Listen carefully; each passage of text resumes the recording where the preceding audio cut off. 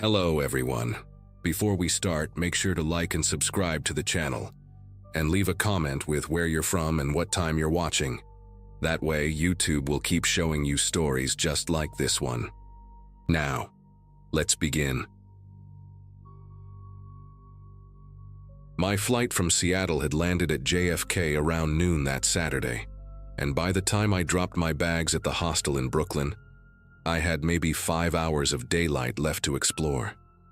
September in New York carried that perfect crispness in the air, the kind that makes everything feel cinematic and full of promise. I had saved for this trip since my sophomore year of college. Graduation money combined with 18 months of bartending shifts at a place back home that smelled permanently of stale beer and regret. 23 felt like the right age to finally see the city I had only known through movies and songs, and I wanted to squeeze every single moment out of those 4 days. My camera bag hung heavy across my chest, a Nikon my dad had passed down to me before he got sick, and I had promised myself I would fill every memory card with shots worth framing. Battery Park was my first stop because everyone online said the view of the Statue of Liberty from there was something you had to witness in person. The late afternoon light was painting everything gold when I finally made it there. Tourists clustered along the waterfront, street vendors selling pretzels and knockoff sunglasses, the whole scene buzzing with that particular New York energy I had dreamed about for years.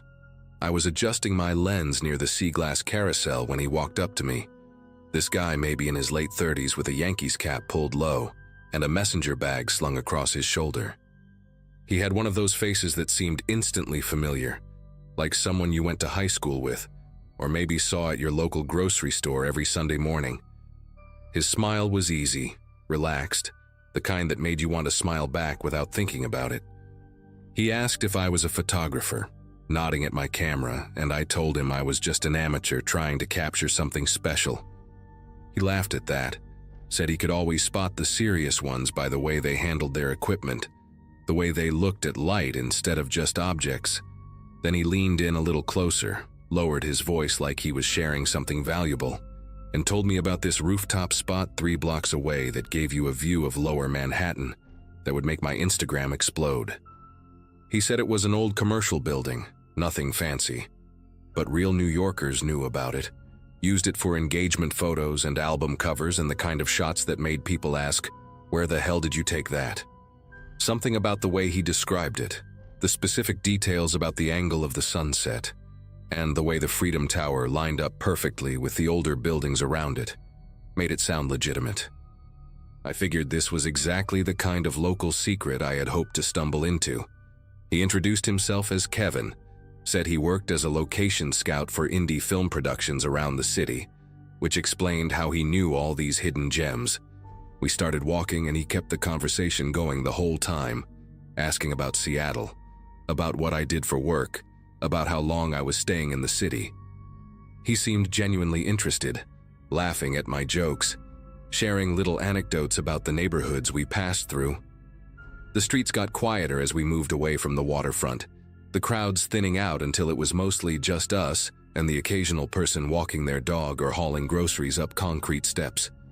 I noticed the buildings changing too, the shiny storefronts giving way to older structures with faded awnings and windows covered in dust. Kevin explained that this part of the financial district was mostly empty on weekends, all office workers gone home to Jersey or Long Island, which is why the rooftop stayed such a well-kept secret. He pointed ahead to a 6-story building wedged between 2 taller ones, its brick facade stained with decades of city grime, a fire escape zigzagging down its front like a metal scar. The entrance was around the side, through an alley that smelled like garbage left too long in the sun, and something else underneath, something chemical and sharp that burned the back of my throat. Kevin pulled out a key attached to a lanyard with some production company logo on it, another detail that made everything seem normal and professional. The metal door groaned when he pushed it open, revealing a lobby that looked like it had been frozen in time since maybe the 70s. All brown tiles and water-stained ceiling panels, and an elevator with an out-of-order sign taped crookedly across its doors. He apologized for the state of the place, said the building owners were in some kind of legal dispute, so maintenance had basically stopped, but promised the view from the top was worth the climb. The stairwell was worse than the lobby. Graffiti covering every available surface in layers so thick you could see where older tags had been painted over by newer ones. Names and symbols and crude drawings fighting for space on the walls. Our footsteps echoed against the concrete, bouncing off the narrow walls in a way that made it sound like more people were climbing with us. I remember thinking how strange it was that my phone had lost signal the moment we stepped inside, but Kevin was already 2 flights ahead, calling back for me to keep up, and I didn't want to seem like the paranoid tourist who couldn't handle a little urban exploration. By the 3rd floor, my legs were burning and sweat had started to gather at the base of my neck, despite the cool air seeping through cracks in the walls. Kevin had stopped talking, his earlier chattiness replaced by a focused silence that I told myself was just concentration on the climb. The hallways we passed on each landing were dark, doors hanging open to reveal empty rooms filled with debris, old office furniture overturned and covered in dust, cables hanging from dropped ceiling tiles like dead vines. On the 4th floor, I caught a glimpse of something that made me pause. A mattress shoved into the corner of one room with empty bottles scattered around it, a makeshift shelter that suggested someone had been living here recently. Kevin noticed me looking and said it was probably just some homeless guy who crashed here during winter. Nothing to worry about. The building was empty now. But his voice had changed, lost that warm friendliness from before, and when he turned to continue climbing, I noticed for the first time how his shoulders had tensed up beneath his jacket. I should have turned around right then, should have made some excuse about my asthma or a phone call I needed to make, but we were already so close to the top and I had come this far, and part of me still believed in that perfect photograph waiting on the roof. The 5th floor is where everything changed. Kevin walked past the stairwell that continued up to 6 and instead turned down a corridor lined with old storage rooms, their doors marked with faded numbers and symbols I didn't recognize. I asked him if the roof access was this way, and he said yeah, through the maintenance area at the end of the hall, trust me. The fluorescent lights overhead were mostly dead, only one still working about halfway down, buzzing and flickering in a way that cast dancing shadows across the peeling paint on the walls. Our footsteps kicked up dust that swirled in the weak light, and I could hear water dripping somewhere nearby, a steady rhythm that echoed through the emptiness. Kevin stopped at a door near the end, this heavy metal thing with rust bleeding down from its hinges, and he pulled out another key from his pocket. The door swung inward with a screech that seemed impossibly loud in the silence, revealing a room maybe 15 feet square, stacked with old filing cabinets and cardboard boxes and a single metal chair sitting in the center like it was waiting for someone. A bare bulb hung from the ceiling, barely illuminating the space, and there were no windows, no other doors, definitely no roof access. I turned to ask Kevin what was going on, and that's when I heard the click of the lock engaging behind us. Kevin was standing between me and the door, and the person I was looking at now bore almost no resemblance to the friendly guy who had approached me at Battery Park. His posture had shifted, shoulders squared, feet planted wide, his whole body blocking the only exit. The easy smile was gone, replaced by an expression I can only describe as coldly professional, like a mechanic about to start work on an engine. He reached into his messenger bag, and when his hand came out, it was holding a box cutter with the blade already extended, that little strip of metal catching the light from the bare bulb overhead. He told me to stay calm, said this could go easy or hard depending on how I chose to handle it, and his voice was flat now, completely stripped of the warmth that had convinced me to follow him here. My heart was slamming against my ribs so hard I could feel it in my throat, and my mind was racing through every self-defense video I had ever half-watched on YouTube, every news story about tourists who ended up as statistics. He took a step closer and told me to put my backpack on the ground, slowly, no sudden movements. The blade of that box cutter looked impossibly sharp, the kind of tool designed to slice through packaging tape and cardboard but perfectly capable of opening up skin just as easily. I asked him what he wanted, even though I already knew, hoping that keeping him talking would buy me time to figure something out. He listed it off like a shopping list: backpack, wallet, camera, passport, phone, anything valuable in my pockets. And then he said something that made the full weight of the situation crash down on me. He said nobody checks these floors on weekends. The building security only does the lobby. And the cops don't respond to calls from this address anymore because there's been too many false alarms from the motion sensors going haywire. He said he could keep me in this room for hours and nobody would hear a thing. Nobody would come looking. Nobody would even know to start searching until I missed my flight back to Seattle. The way he said it, so matter of fact, made it clear this wasn't his first time doing this. I thought about my dad's camera hanging around my neck, the one thing I had left of him after the cancer took everything else, and something inside me cracked at the idea of handing it over to this person who had manipulated me with such practiced ease. But the box cutter was right there, maybe 4 feet away, and Kevin's eyes never left mine, tracking every tiny movement I made like a predator watching prey decide whether to run or freeze. I started taking off my backpack, moving slowly like he told me, my brain working overtime to find any advantage in this situation. The room was cramped and cluttered, filing cabinets pushed against the walls, cardboard boxes stacked in uneven towers, that single metal chair sitting between us like some kind of sick joke. Kevin gestured with the box cutter for me to toss the bag toward him, and I did, watching it land at his feet with a soft thud that seemed to echo in the confined space. He kicked it behind him without looking, keeping his eyes locked on me, and then pointed the blade at my chest and told me the camera was next. My fingers were trembling as I lifted the strap over my head, and I found myself talking without really planning to, telling him about my dad, about the cancer, about how this camera was the only thing I had left of him. I don't know why I thought appealing to his humanity would work.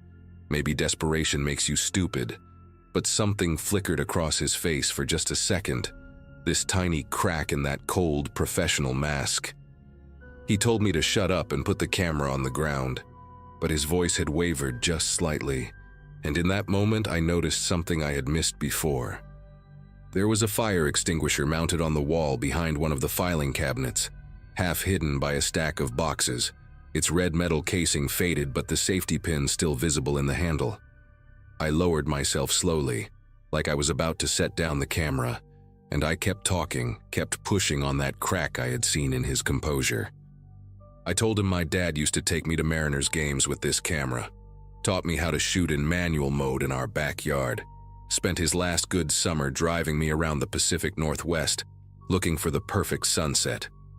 Kevin told me again to shut up, louder this time, and he took a step forward with the box cutter raised, but I could see his jaw clenching and unclenching, see the way his free hand had balled into a fist at his side.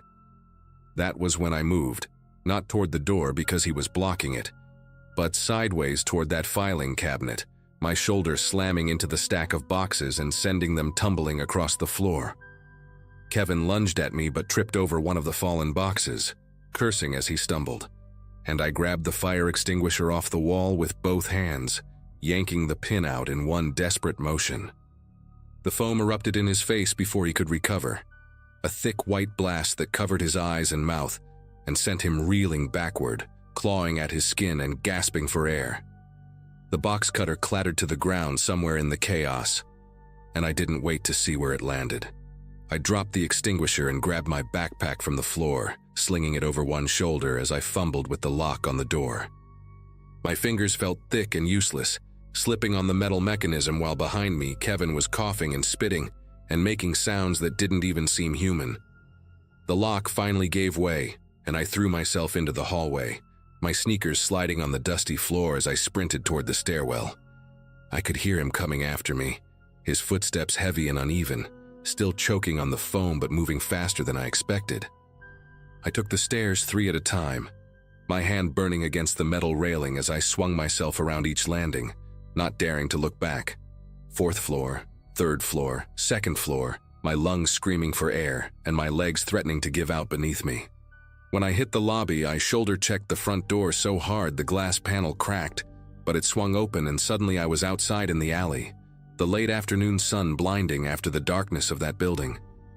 I ran without direction, just moving, weaving between dumpsters and parked cars until I burst out onto a street full of people and traffic, and normal life continuing like nothing had happened. A woman walking her dog actually screamed when she saw me, and I caught a glimpse of myself in a storefront window, my face pale and streaked with sweat. White foam from the extinguisher splattered across my shirt, my eyes wild with something that looked a lot like madness. I found a police officer 2 blocks later, standing outside a deli with a coffee in his hand, and I must have sounded completely insane trying to explain what had just happened. But he called it in, and within 20 minutes there were 4 more cops, and I was sitting in the back of a patrol car with a blanket around my shoulders, even though I wasn't cold. They searched the building, but Kevin was gone, slipped out through some back exit or fire escape, vanished into the city like he had never existed. My camera was still around my neck, my passport still in my backpack, everything I had nearly lost still with me. The cops told me I was lucky, said they had seen this scam before. Tourists lured into abandoned buildings and robbed at knife point, sometimes worse. They said most victims just handed everything over because fighting back usually ended badly, and I should consider myself fortunate that my stupid, desperate move with the fire extinguisher had actually worked.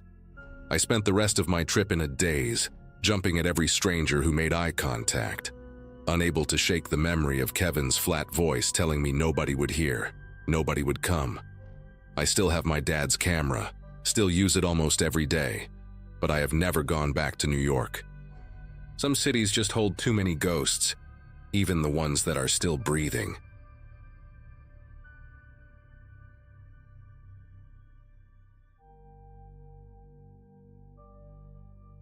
Friday nights used to be my favorite part of the week.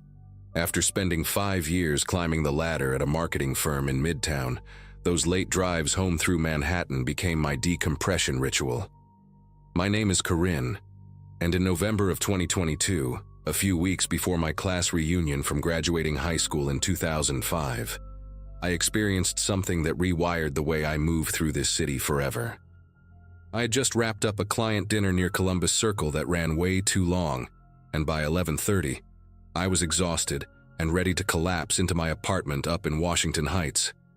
The drive should have taken 20 minutes, maybe less with the streets clearing out. I remember the air that night being sharp and cold, the kind that makes your breath visible the second you step outside. My Subaru Outback had been running rough all week, making this rattling sound from somewhere under the hood, and I kept telling myself I would take it to the mechanic that weekend. I took my usual route north through Harlem, cruising up Adam Clayton Powell Jr. Boulevard, where the storefronts were already dark and the sidewalks mostly empty. A few people stood outside a bodega on 125th Street, but past that, the avenue stretched out quiet and wide like a runway. I had my windows up, heat blasting, some podcast playing low about true crime investigations, ironic considering what was about to happen. There was this particular intersection around 145th Street that I always dreaded, because the light took forever to change, and you could sit there for what felt like 2 full minutes, with absolutely nothing moving around you.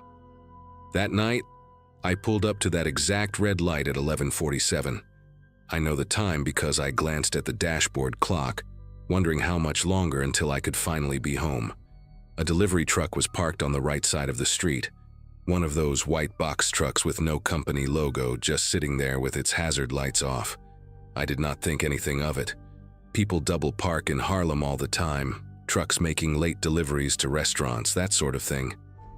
I had no idea someone was standing behind it watching me approach. About 10 seconds into the red light, I noticed movement in my peripheral vision. A figure stepped out from behind the delivery truck, and at first I thought it was just a guy crossing the street or walking to his car. He was wearing a dark hoodie pulled tight around his face, baggy jeans and white sneakers that seemed too bright for the rest of him.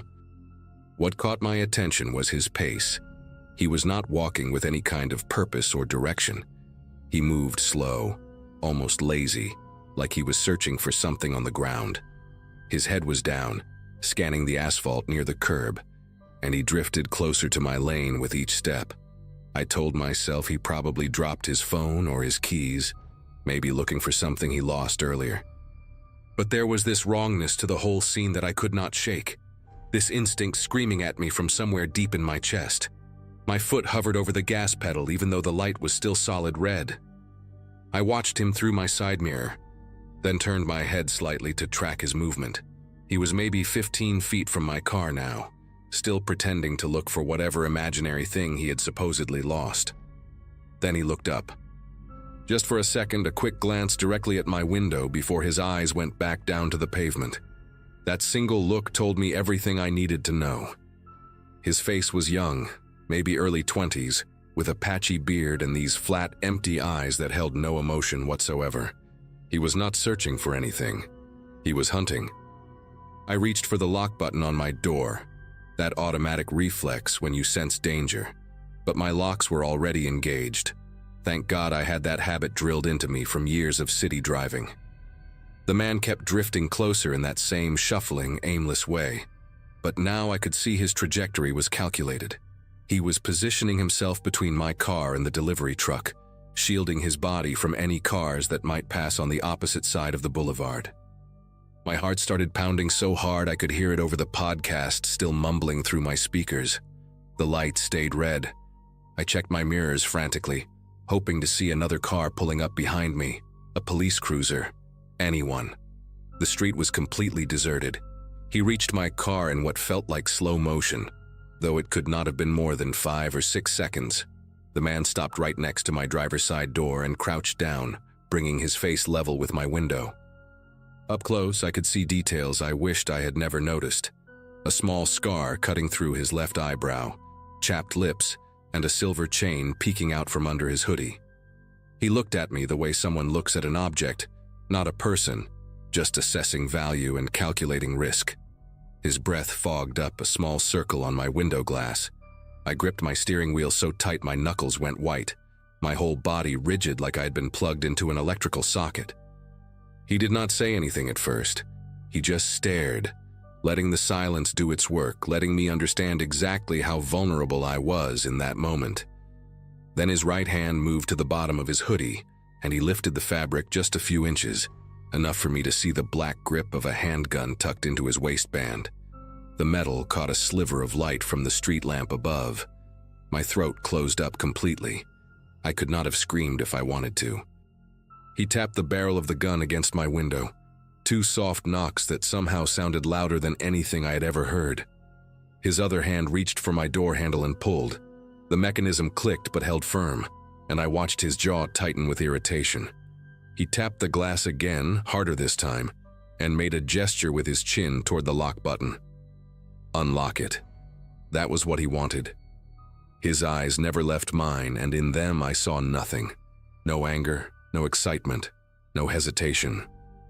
Just blank determination, like this was his job and I was just another task to complete. I thought about my phone sitting in my purse on the passenger seat, completely useless. I thought about my parents in Connecticut who had begged me for years to move somewhere safer. I thought about every news story I'd ever read about women found in abandoned lots, about bodies discovered in the trunk of their own cars. The red light hung above the intersection, like it had forgotten how to change. I had maybe 2 seconds to make a decision that would determine whether I lived or died. I slammed my foot on the gas so hard the tires screamed against the asphalt. The car lurched forward, and I heard a thud. His hand or maybe his body hitting the side panel as I tore away from him. I did not look back. I did not check my mirrors.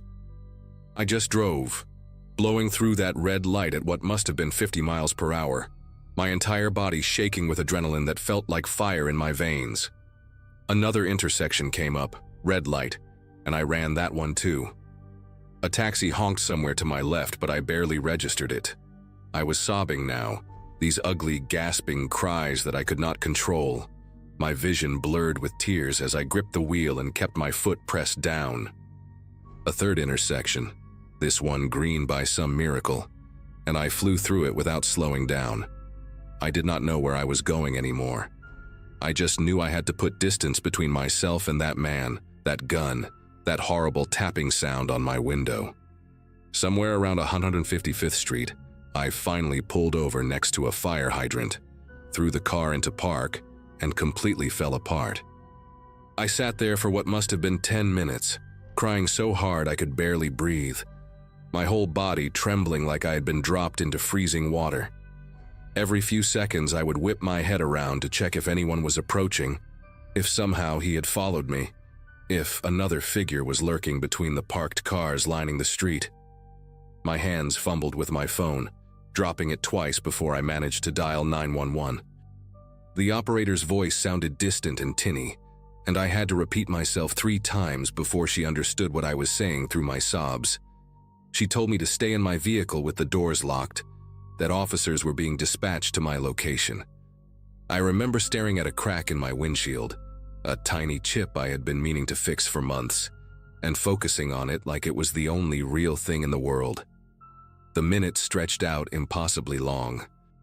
I kept seeing his face in my mind, those flat, dead eyes, the way he had looked at me like I was already gone. When the red and blue lights finally appeared in my rearview mirror, I started crying all over again, this time from relief so intense it felt like my chest might crack open. 2 officers approached my car, a woman named Ortega and her partner, a tall guy with a shaved head whose name I never caught. Officer Ortega had me step out of the vehicle and sit in the back of their cruiser while I gave my statement. I described everything: the delivery truck, the man's hoodie and white sneakers, the scar through his eyebrow, the gun tucked into his waistband.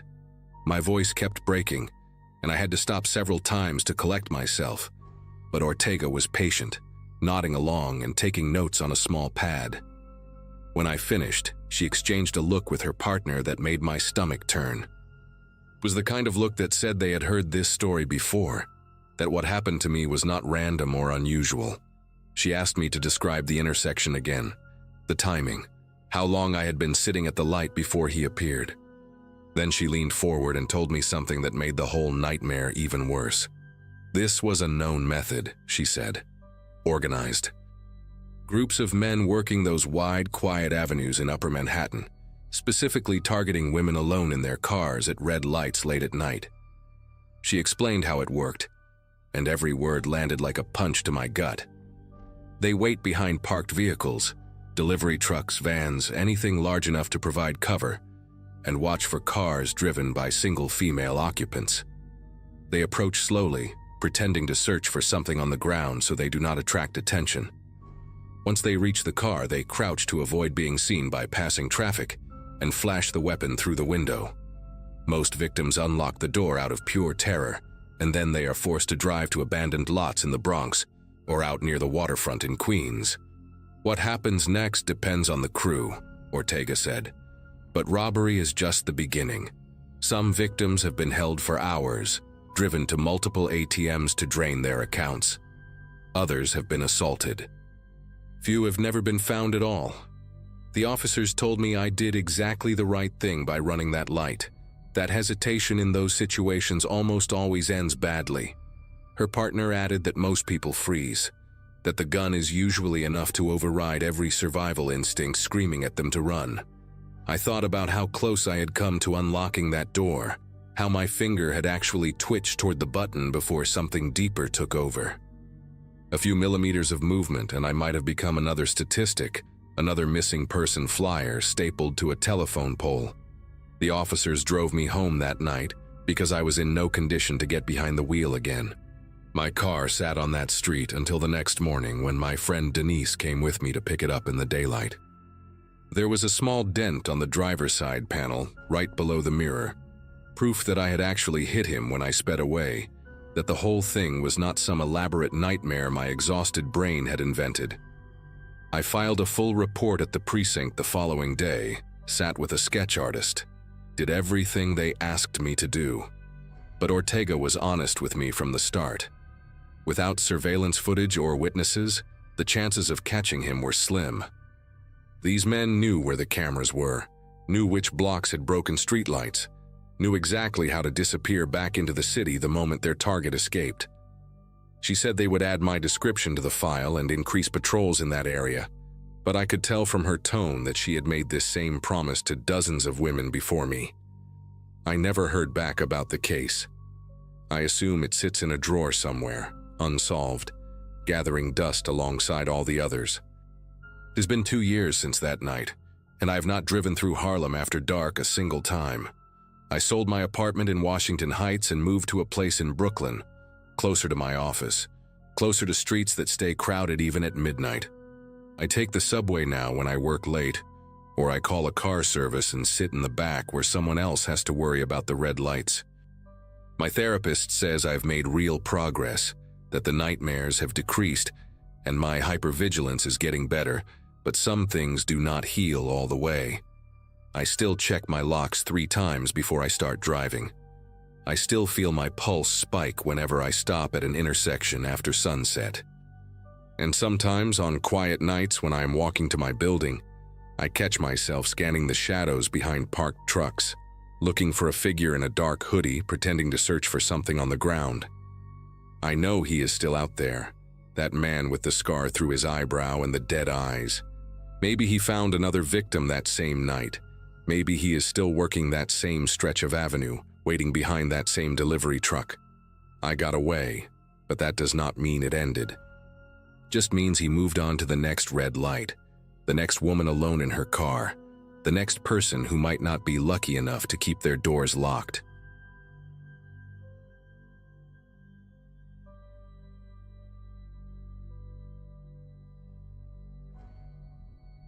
"11 years out of college and I was still pulling late shifts at a publishing house in Manhattan, proofreading manuscripts that nobody would probably ever read. My mom liked to remind me during our Sunday calls that her friend's son, same graduation year as me, had already made partner at some law firm in Boston. That particular night, a Wednesday in early March 2024, I had stayed until almost midnight fixing a disaster of a memoir from some retired CEO who thought commas were optional. The office had emptied out hours ago, and the cleaning crew was already vacuuming the hallways when I finally grabbed my bag and headed for the subway. I lived in Astoria, which meant catching the N train from Midtown and riding it about 40 minutes to get home. Usually I would scroll through my phone or read something on my Kindle, but that night I remember feeling completely drained, the kind of tired where your eyes burn and your thoughts move through mud. The platform at 49th Street was almost deserted when I got there. Just a couple of drunk guys in suits laughing too loud near the stairs, and an old woman clutching a grocery bag like someone might snatch it. When the train finally rolled in around 12:15, I walked toward the middle cars out of habit, looking through the windows for a seat where I could stretch out. Most of the cars had at least a few passengers scattered around, someone sleeping across 3 seats, a guy with headphones nodding to music, a woman typing furiously on a laptop. But the second-to-last car caught my attention because it was nearly empty. Just one other person, a man sitting in the corner seat closest to the doors that connected to the next car. He was wearing a dark green jacket, the puffy kind that construction workers wear in winter, and a black baseball cap pulled low. I stepped inside and the doors closed behind me with that familiar chime. The car smelled like stale coffee, and something metallic, maybe from the heating system working overtime against the cold outside. I picked a seat about halfway down, across the aisle and several rows up from the man in the corner. Told myself it was better than being packed in with strangers, better than standing and holding onto a greasy pole for 40 minutes.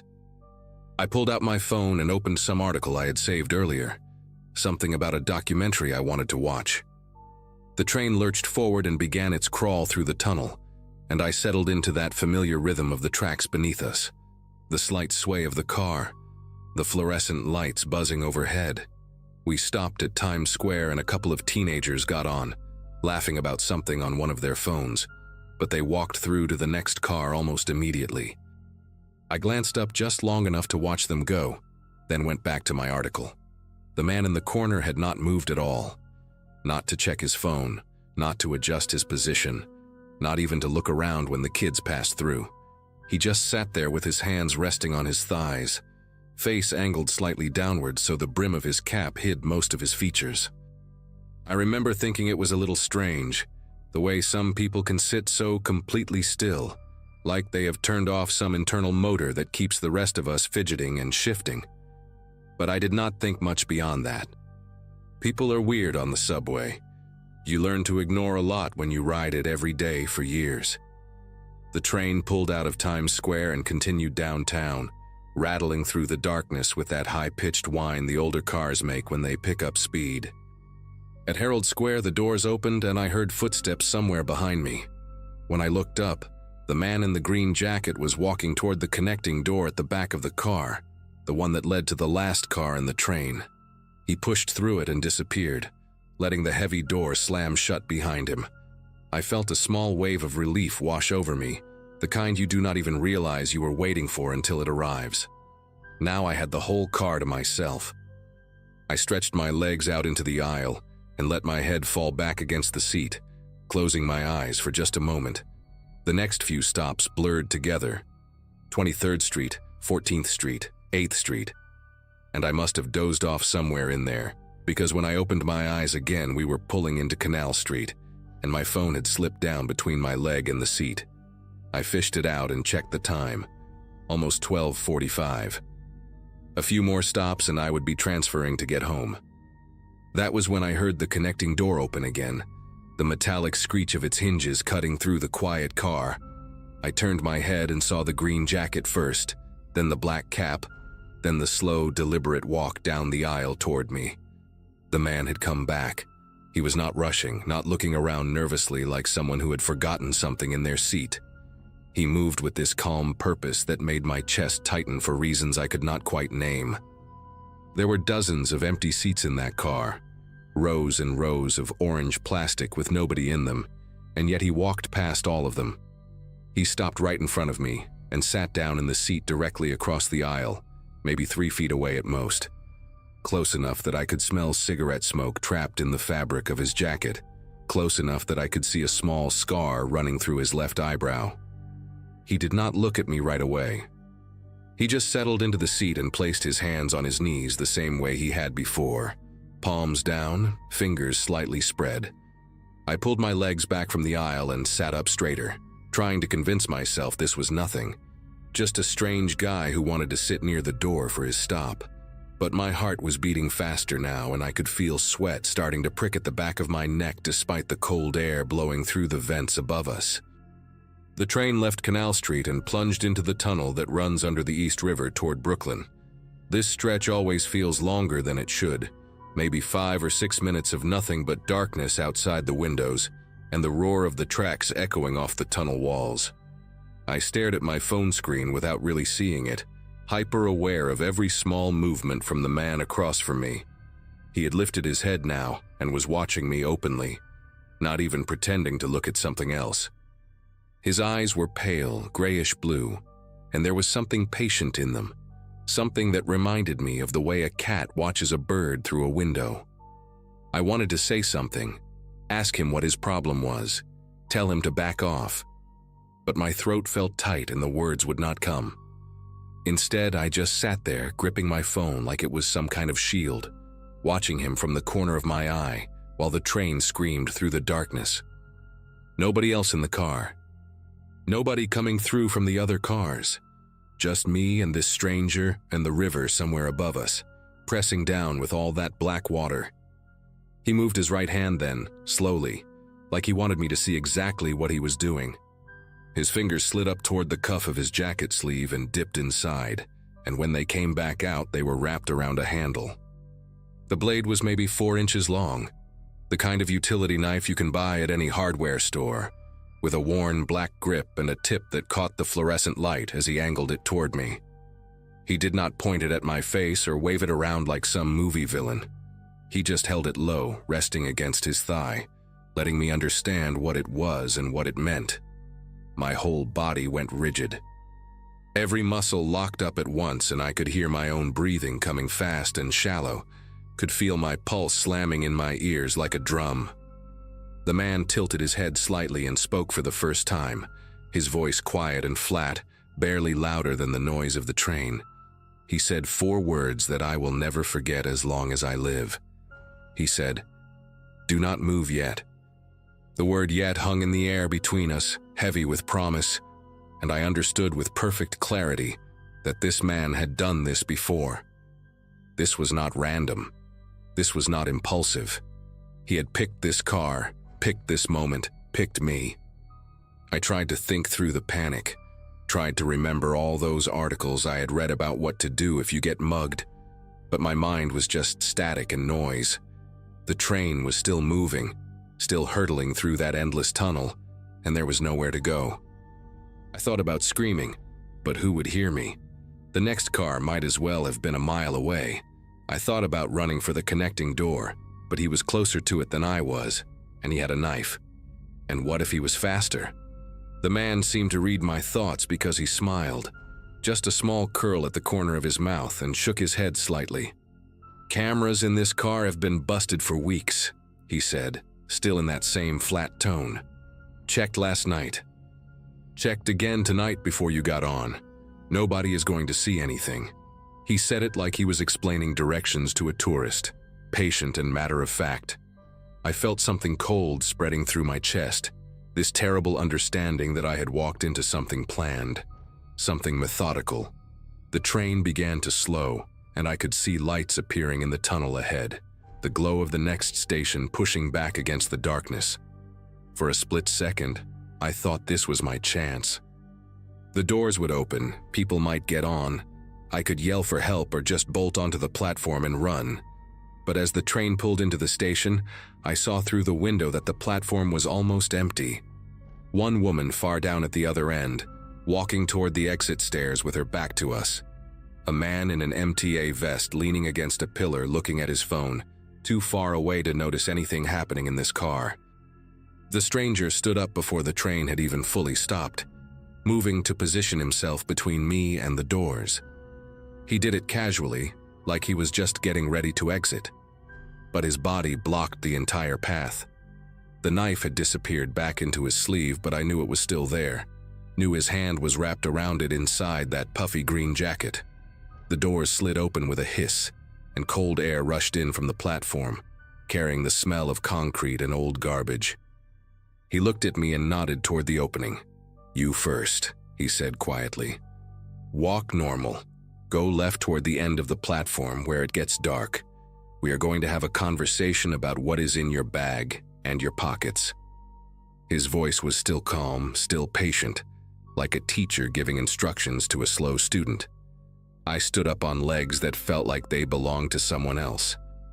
My bag was hanging from my shoulder, and I remember thinking about my laptop inside, about my wallet with maybe $60 and my credit cards, about my phone still clutched in my sweaty hand. None of it mattered. None of it was worth dying for. But something else was screaming in the back of my mind, some animal instinct that was telling me not to go with him, not to walk into that dark corner of the platform where nobody could see us. I had read stories about this, about people who cooperated with muggers and still ended up hurt, still ended up dead in some alley or stairwell because the criminal did not want to leave a witness. The man was watching me carefully, reading my hesitation, and I saw his jaw tighten just slightly. "Do not make this complicated," he said. And there was something harder in his voice now, an edge that had not been there before. The doors were still open, but I could hear the chime that meant they were about to close. I had maybe 5 seconds to decide what to do, 5 seconds to choose between walking into the dark with a man who had a knife or doing something desperate and stupid that might get me killed even faster. I did not make a conscious decision. My body just moved before my brain could catch up, some survival circuit overriding everything else. Instead of stepping onto the platform, I turned and ran toward the back of the car, toward the connecting door that led to the last car of the train. I heard him swear behind me, heard his footsteps slapping against the floor as he came after me, but I had a few seconds of head start and pure terror pushing me forward. I slammed into the connecting door and shoved it open, stumbling into the next car just as the closing chime sounded again. This car had people in it, maybe 5 or 6 passengers scattered around, a couple of them looking up at me with confused expressions as I came crashing through like a lunatic. I did not stop. I kept running toward the front of the car, toward where more people were, and I was yelling now, yelling that there was a man with a knife, that someone needed to call the police. Behind me, I heard the connecting door bang open and then immediately slam shut again. When I finally turned around, gasping for air, my chest burning, I saw him through the window of the door. He was standing in the empty car I had just fled, staring at me with those pale eyes. And then he turned and walked quickly toward the platform doors just as they were closing. He slipped through the gap at the last possible second and disappeared into the station. The train pulled away and I collapsed into the nearest seat, shaking so hard I could barely hold onto the pole beside me. A woman sitting across from me asked if I was okay, her face tight with concern, and I could barely get the words out to explain what had happened. Someone called 911, and the train held at the next station while transit police came on board to take my statement. I described him as best I could. The green jacket, the black cap, the scar through his eyebrow, those grayish-blue eyes that had watched me like I was already a victim. They told me I had done the right thing by running, that going with him to an isolated area would have been far more dangerous than anything that could have happened in that moment. They also told me that there had been a string of similar incidents on late-night trains over the past few months, always targeting solo passengers in cars with broken camera systems, always trying to get them off onto empty platforms. They never caught him, at least not as far as I know. I still take the subway sometimes, but never that late anymore, and never in an empty car, no matter how tired I am. Some nights I still dream about those pale eyes watching me through the connecting door window, patient and calm, like he was just waiting for another chance.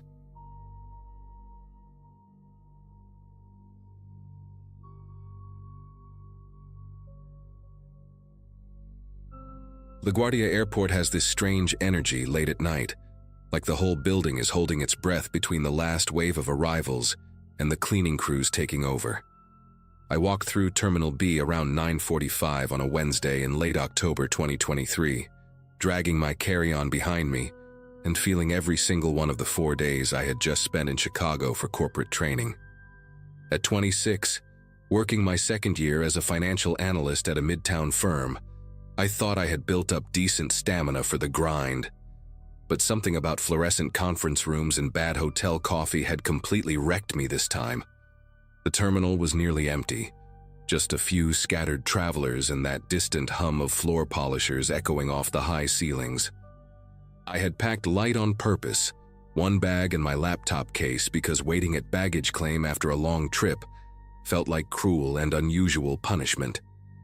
All I wanted was to get back to my apartment in Astoria, maybe 20 minutes away without traffic, where my cat was probably shredding my couch cushions out of spite, and leftover pad thai was calling my name from the fridge. I pulled up the Uber app while walking toward the pickup zone, my fingers moving through the familiar routine without much thought. Request ride, confirm location, watch the little car icon inch toward my blue dot.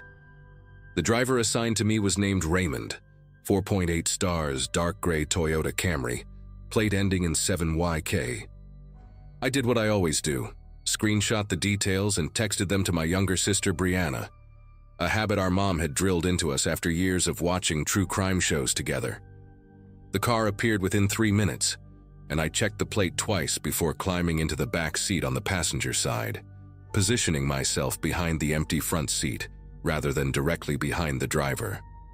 Raymond looked unremarkable, somewhere in his mid-40s, thinning hair, wearing a plain navy polo that could have come from any big box store. He said my name and destination in a flat voice without turning around, which suited me fine. After the week I had endured, small talk sounded exhausting. I buckled in, connected my phone to my portable charger, and watched the airport lights fade in the side mirror as we merged onto the Grand Central Parkway heading toward Astoria. For the first 10 minutes, everything felt completely normal. The highway was relatively clear for a Wednesday night, just the usual flow of taxis and ride shares ferrying people home from the airport. Raymond drove smoothly, staying in the middle lane, not speeding or making any sudden moves. I scrolled through my emails without really reading them, half listening to the low murmur of talk radio coming from the front speakers, some late-night program discussing local politics that I could not have cared less about. The GPS on the app showed our little car icon moving steadily along the expected route, the estimated arrival time ticking down from 18 minutes to 15 to 12. I remember thinking I might actually make it home before 11, which felt like a small victory after the chaos of the past few days. My eyelids were getting heavy, that specific kind of travel exhaustion where your body knows it is almost safe and starts shutting down prematurely. Then Raymond signaled right and began moving toward an exit I did not recognize. I glanced up from my phone, watching the highway signs pass, and realized we were nowhere near the Astoria Boulevard exit I usually took. When I checked the app, the route had changed, the blue line now snaking through unfamiliar streets instead of the straightforward path I knew by heart. Raymond must have noticed me shifting in my seat because he spoke for the first time since we left the airport, his voice flat and matter-of-fact. "Expressway exit up ahead is closed," he said, eyes fixed on the road. "Construction or something. Gotta go around through the side streets, add maybe 5 minutes." It sounded reasonable enough. Roadwork in Queens was as constant as pigeons and overpriced coffee. I settled back and typed a quick message to Brianna. "Driver taking detour, says exit closed." Then watched the neighborhood outside my window transform from familiar commercial strips into something else entirely. The streetlights grew sparse. The buildings changed from apartment complexes and bodegas to long stretches of chain-link fence and dark industrial lots. We turned left, then right, then left again through a maze of streets I had never seen before in my 3 years of living in Queens. The names on the signs meant nothing to me. Rust Street, Varick Avenue, some numbered road that dead-ended into a wall of corrugated metal. Warehouses lined both sides now. Massive windowless structures with loading docks sealed by rusted roll-down gates. Not a single person on the sidewalks. Not a single car parked along the curb. The GPS on my phone showed our location as somewhere near Maspeth, an area I only knew by name from delivery tracking numbers. I typed another message to Brianna. "This feels weird, going through industrial area," but noticed the signal bar on my phone had dropped to a single dot. The message sat there with a spinning wheel, refusing to send. My chest tightened. I tried to keep my breathing steady, telling myself this was probably nothing, just an annoying detour through an ugly part of town. But my body was already shifting into a different mode, that ancient instinct waking up and flooding my system with something cold and electric. I decided to test the window. Casually, like I was just warm and wanted some air, I reached for the button on the door panel and pressed down. Nothing happened. I pressed again, holding it longer this time, but the glass did not move a single millimeter. The child lock indicator was not lit up, which meant the control had been disabled from the front. Raymond had full command of the windows and probably the doors too. I felt my pulse hammering in my throat as I glanced toward the front seat. Raymond was leaning forward now, his posture completely different from the relaxed slouch he had maintained on the highway. His eyes kept flicking to the side mirrors, then to the rear view, then back to the mirrors again, like he was watching for something behind us or waiting for something to appear. The car slowed as we approached a particularly large warehouse with a faded sign I could not read in the darkness. A loading dock jutted out from the building, its metal platform empty and streaked with rust. Raymond pulled the Camry to the side of the road and stopped, engine still running, headlights illuminating a dumpster overflowing with wooden pallets and plastic wrap. Every cell in my body screamed at me to do something, but I forced myself to stay still and think. Panicking would not help. Screaming would not help. We were in the middle of nowhere, surrounded by empty buildings and silence so thick I could hear the engine ticking. Raymond had not said a word since his explanation about the closed exit, and now he sat motionless, hands still on the wheel, staring at the side mirror like a man waiting for a bus. I watched his reflection in the rear view and noticed his jaw was clenched tight, a vein visible on his temple even in the dim glow of the dashboard lights. He checked his phone, a quick glance down at the screen, then back to the mirror. I understood then with horrible clarity that he was not lost. He was not confused. He was waiting for someone, and that someone was supposed to meet us here, at this specific loading dock, on this dead-end street where no one would hear anything. My mind raced through options. The doors were almost certainly locked. The windows would not budge. I could try to climb into the front seat and fight him, but he was bigger than me and I had no weapon. I could scream, but there was no one around to hear. Then I remembered the emergency feature in the Uber app. I had never used it before, never even tested it, but I knew it existed somewhere in the menu. A panic button that would alert authorities and share your location. Moving as slowly as I could manage, I tilted my phone screen away from any possible reflection and opened the app. My hands were trembling so badly that I almost dropped the device twice. The safety icon was in the bottom corner, a small shield symbol I had scrolled past 100 times without really seeing it. I tapped it, then tapped Emergency Help, then selected the option to contact 911. The app asked if I wanted to share my trip details with emergency services. I pressed yes. And then, I had not expected this, had not known the app would do this. My phone spoke out loud in a clear, robotic female voice. Emergency assistance has been contacted. Your location and trip details are being shared with local authorities.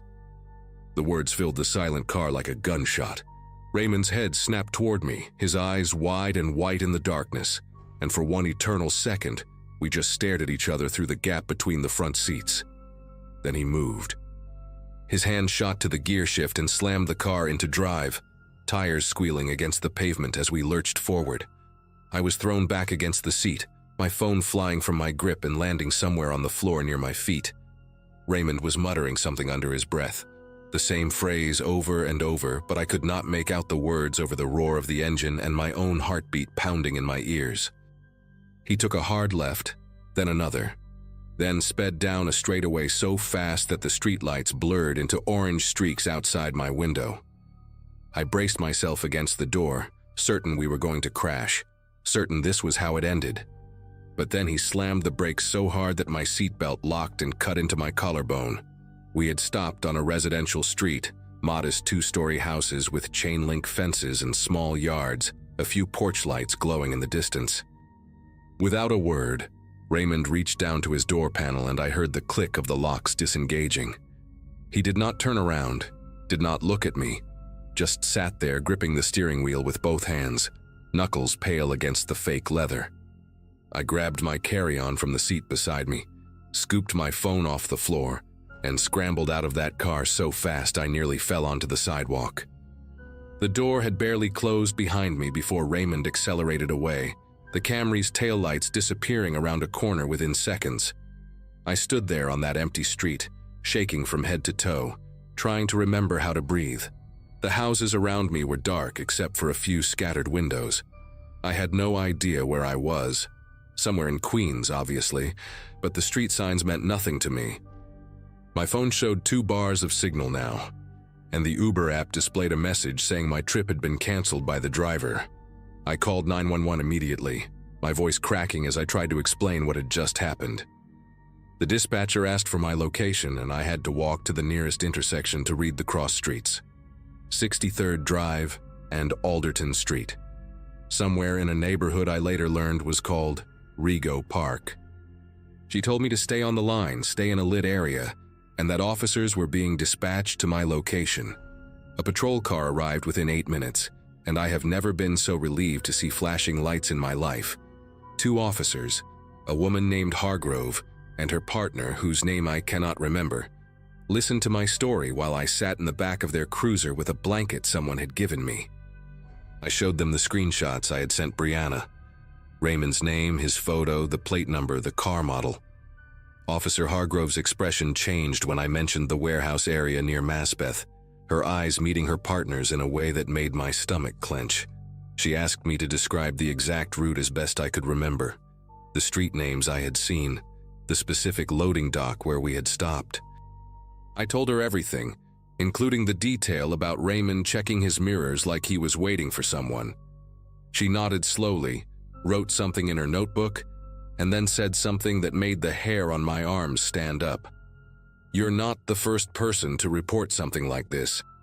She explained that, over the past 3 months, at least 4 other women had filed complaints about rideshare drivers taking unexpected detours through that same industrial corridor near Maspeth. All of them had been picked up from LaGuardia or JFK late at night. All of them described being taken through a maze of empty warehouse streets. All of them reported that the drivers had disabled the window controls. The difference, Hargrove told me, was that I was the only one who had triggered the emergency alert. The other women had either talked their way out, pretended to be on the phone with someone, or simply gotten lucky when the driver changed his mind for reasons they never understood. One woman had been dropped off miles from her destination and told to find another ride. Another had noticed a second car following them before the driver suddenly returned to the main road. The police were investigating whether these incidents were connected, whether there was a coordinated operation using the rideshare platform to identify and isolate potential victims. They could not tell me more than that, could not say what exactly was supposed to happen at that loading dock, but the implication was clear enough. I gave a formal statement at the precinct that night, signed papers, answered the same questions from 3 different detectives. Brianna picked me up around 2 in the morning and drove me back to my apartment, where I deadbolted every lock and pushed my couch against the front door before I could even think about sleeping. In the weeks that followed, I learned that Raymond's Uber account had been deactivated and his profile removed from the platform, but the police never told me if they actually found him. I still take ride shares sometimes. I live in New York, it is nearly impossible not to. But I always sit in the back left seat now. I always keep my finger hovering near that emergency button, and I never, ever let my guard down when the route starts looking unfamiliar. Some nights I still dream about that loading dock, about the sound of Raymond's breathing in the silent car, about what might have been waiting for us in the darkness if my phone had not spoken up when it did.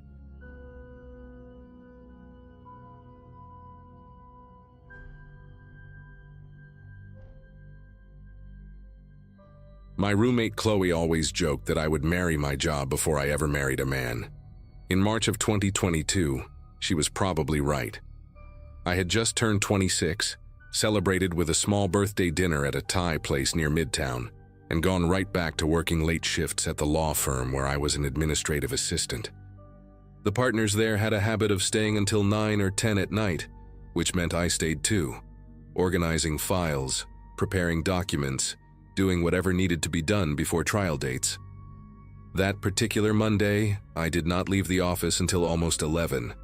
The E-train to Jamaica Center was my usual route home, a commute I had made so many times I could probably do it with my eyes closed. I lived in a small apartment about 15 minutes on foot from the station, in a neighborhood that was quiet, but never felt dangerous. Queens had been my home since graduating college, and I thought I knew its rhythms, its patterns, the way it breathed at different hours of the night. The train car was nearly empty when we pulled into Jamaica Center just after midnight. I checked my phone, 12:07, a text from Chloe asking if I wanted leftover pasta, and stood up as the doors slid open. The platform had that hollow quality that subway stations get when the crowds disappear. All fluorescent lights and echoing tile and the distant hum of ventilation systems. I walked toward the staircase at the far end, the only exit on that side of the platform. The escalator next to it had been out of service for what seemed like forever, a faded sign taped across the bottom step that nobody bothered to replace. So it was the stairs, a long climb up toward Archer Avenue, toward fresh air and the street and the walk home I had done hundreds of times before. I put one foot on the first step, my bag over my shoulder, my keys already in my hand the way my mother taught me when I first moved to the city. I was maybe 10 steps up when I noticed him, a man standing at the top of the staircase, silhouetted against the streetlights above. He was looking down at his phone, or at least that is what it seemed like at first glance. He wore a dark hoodie, jeans, white sneakers that caught the light. I did not think much of it. People wait at the top of subway stairs all the time, checking directions, texting someone, killing a few seconds before heading down to catch a train. But something about the way he stood made me slow my pace just slightly. He was not moving, not scrolling, just holding the phone in front of his face like a prop, like something to do with his hands. I told myself I was being paranoid, that working late and being tired was making me see threats where there were none. I kept climbing, but I noticed my grip tighten around my keys, the metal edges pressing into my palm. When I slowed down, he slowed down too. That was the moment my brain started sending signals that my body had already received. He shifted his weight from one foot to the other, adjusted his position just enough to stay centered at the top of the stairs. I stopped completely for a second, pretending to check my own phone, and I watched him through my peripheral vision. He did not descend, he did not leave. He just stood there, angling his shoulders in a way that would make it difficult to pass him on either side. The staircase was wide enough for maybe 3 people across, but he had positioned himself right in the middle, blocking the path to the street. My heart started beating faster, a dull thud in my ears that mixed with the silence of the empty station below me. I thought about turning around, going back down to the platform, but when I glanced behind me, I saw why that was no longer an option. Another man was climbing the stairs behind me. He had not been on the platform when I started walking. I would have noticed, I would have heard his footsteps. He must have come from somewhere else, maybe through a service door or from the other end of the station, timing his approach to meet me halfway up the staircase. He was bigger than the one at the top, broader in the shoulders, wearing a baseball cap pulled low over his forehead. He was not pretending to be casual. He was moving with purpose, taking the steps 2 at a time, closing the distance between us faster than I could process what was happening. The space between him and me shrank from 20 feet to 15 to 10. I could hear his breathing now, heavy and deliberate, and I realized with a sickening clarity that I was trapped. Above me, a man blocking the exit. Below me, another one coming up fast. And somewhere beyond the top of those stairs, I heard the low rumble of a car engine idling. I did what any person does when their brain finally catches up to danger. I calculated my odds in a split second. If I ran back down, the man behind me would grab me before I reached the platform. If I tried to push past the man at the top, he would have the advantage of higher ground, and there was no guarantee I could get around him. But I also knew that staying still was not an option. Staying still meant letting them close in from both sides, meant becoming whatever they had planned for me to become. So I made a decision that was less about courage and more about pure animal instinct. I screamed. Not a horror movie scream, not a dramatic yell. A raw, guttural sound that came from somewhere deep in my chest, loud enough to echo off the concrete walls of the stairwell. And then I ran upward, directly at the man blocking my path, holding my keys between my fingers like my mother had shown me years ago. He did not expect me to charge at him. I could see it in the way his body stiffened, the half-second of hesitation before he reached out to grab me. That hesitation was everything. I ducked low, aiming for the gap between his left side and the railing, and I swung my arm with the keys as hard as I could. I felt them connect with something. His arm, maybe his ribs, I do not know. And I heard him grunt in surprise more than pain. His hand caught the strap of my bag, yanking me backward for a moment, but I twisted my shoulder and let the bag slide off. I did not care about the bag. I did not care about my laptop inside it, my wallet, my keys that were now somewhere on the ground behind me. I cared about the street, about the lights I could see just beyond the top of the stairs, about the fact that if I could just get past him, I might have a chance. I broke through. My foot hit the sidewalk and I stumbled forward, nearly falling, catching myself on a parking meter that materialized out of nowhere in front of me. The cold metal against my palms felt like the most real thing I had ever touched. But I was not safe yet. I knew that. I turned my head just enough to see the car they had waiting. A dark sedan, maybe a Nissan or a Toyota, parked right at the curb with its engine running and the back door hanging open like a mouth. The man from the top of the stairs was coming after me, and I could hear the footsteps of the second one reaching street level.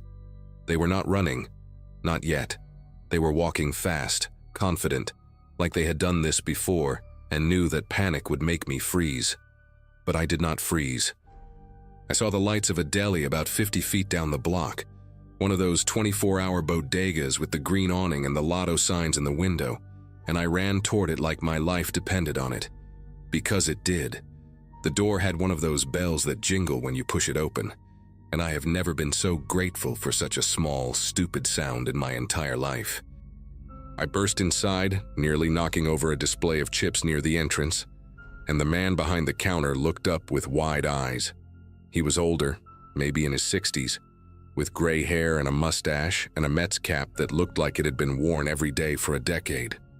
I could not speak at first. My lungs were burning, my throat raw from the scream I had let out on the stairs.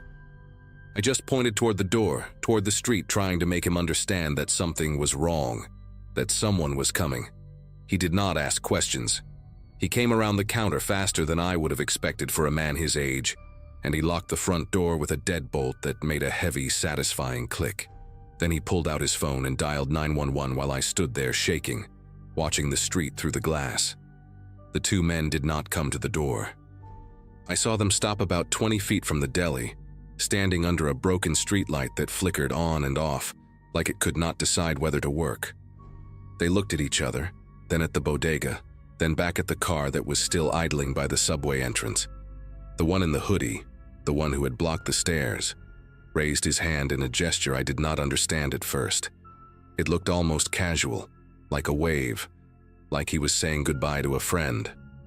Then they turned and walked back toward the sedan, unhurried, unbothered, as if the whole thing had been nothing more than a minor inconvenience.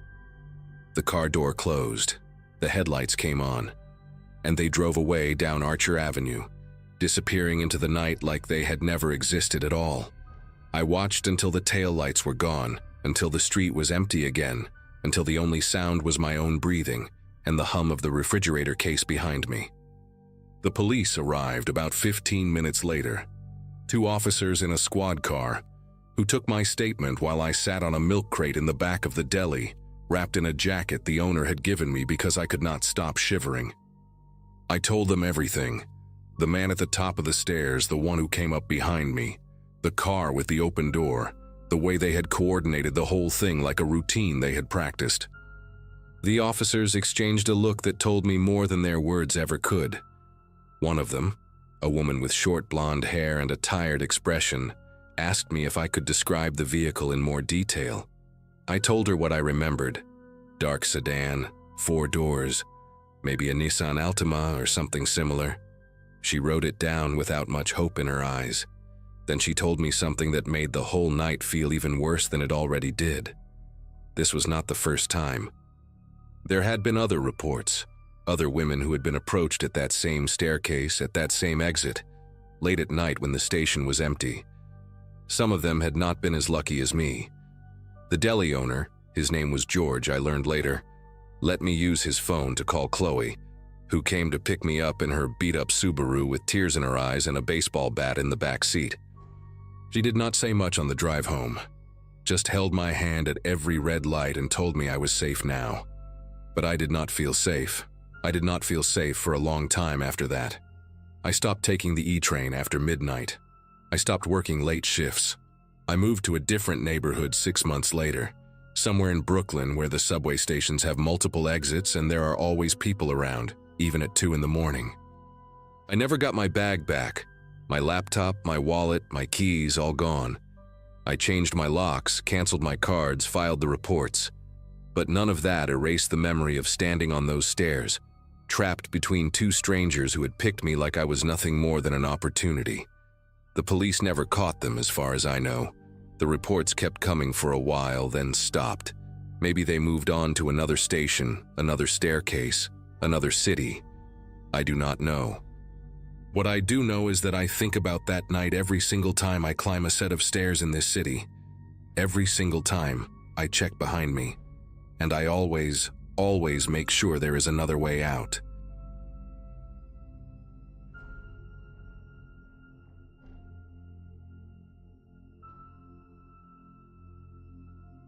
Anyone who lives in New York long enough develops a false sense of ownership over certain places. For me, it was Central Park.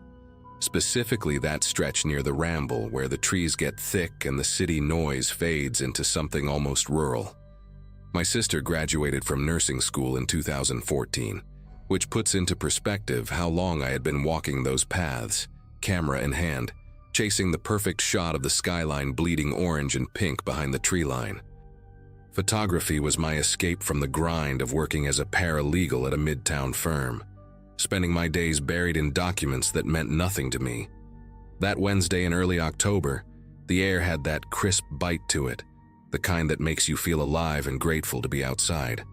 I left the office around 5:30, earlier than usual because my boss was out sick, and I figured I had maybe an hour of good light left. The plan was simple. Walk through the Ramble, find my usual spot near the lake, snap a few frames, and head home to my apartment in Washington Heights before dark. I entered the park from the west side, cutting through the Naturalist's Walk with my Nikon hanging around my neck. The light was already shifting into that golden hour sweetness, painting everything in warm amber tones that photographers chase like addicts. There were still plenty of people around, joggers, dog walkers, a group of teenagers sprawled on the grass scrolling through their phones. Nothing unusual, nothing alarming.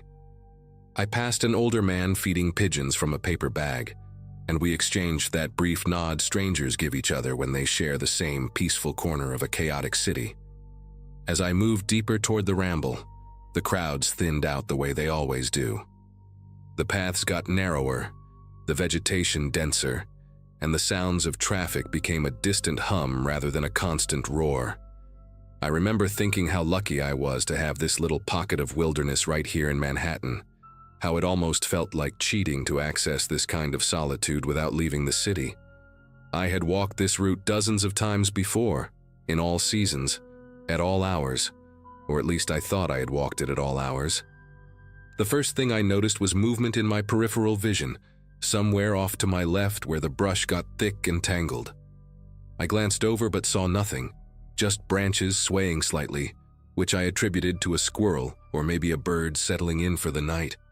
I kept walking, adjusting the settings on my camera as I went, trying to anticipate the exposure I would need once I reached the clearing by the water. Then I caught it again, this time on my right side.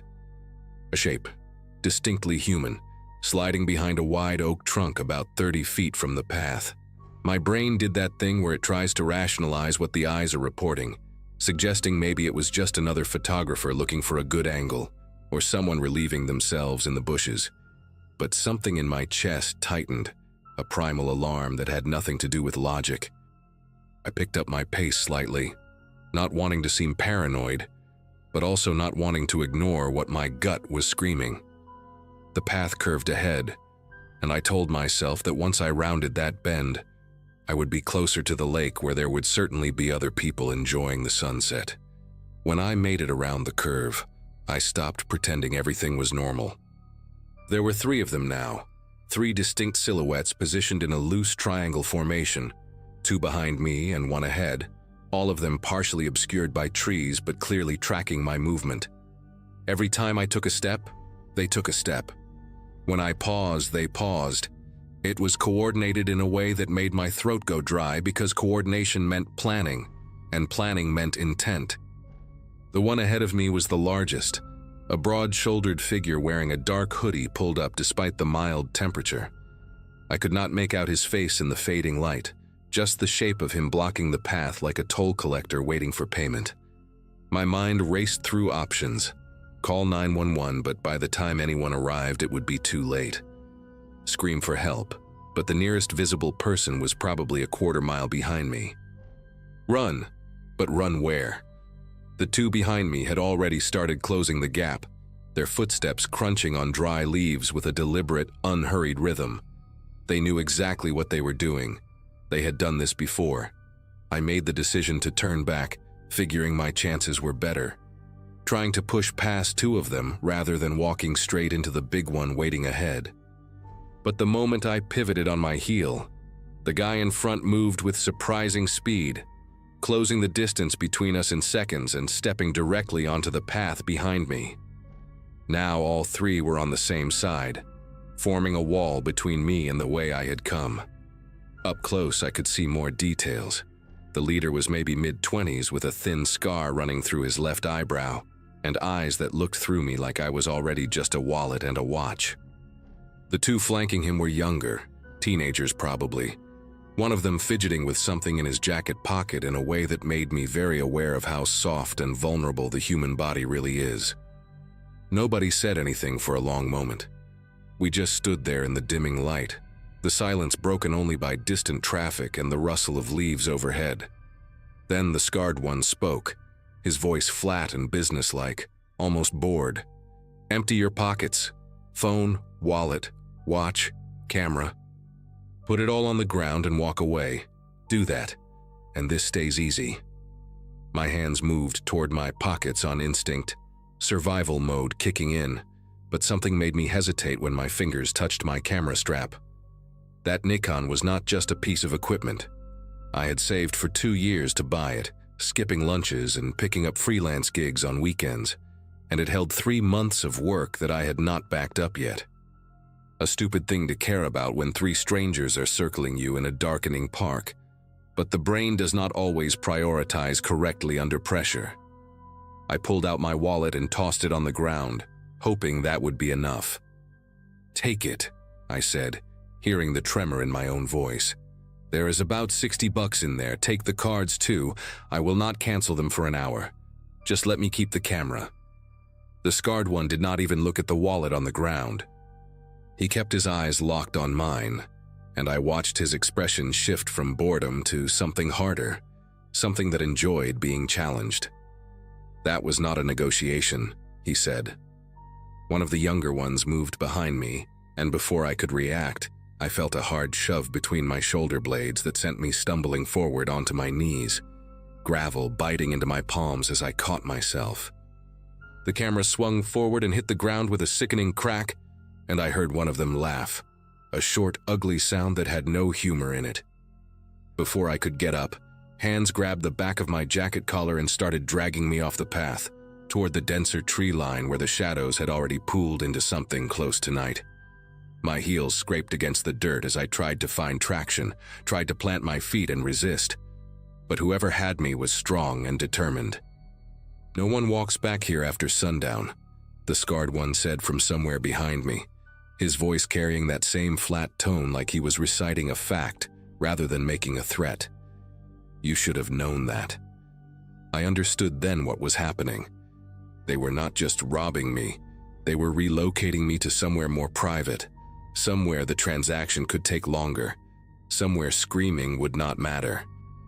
The realization hit me like ice water, and I started thrashing harder, grabbing at roots and branches, anything to slow our progress into those woods.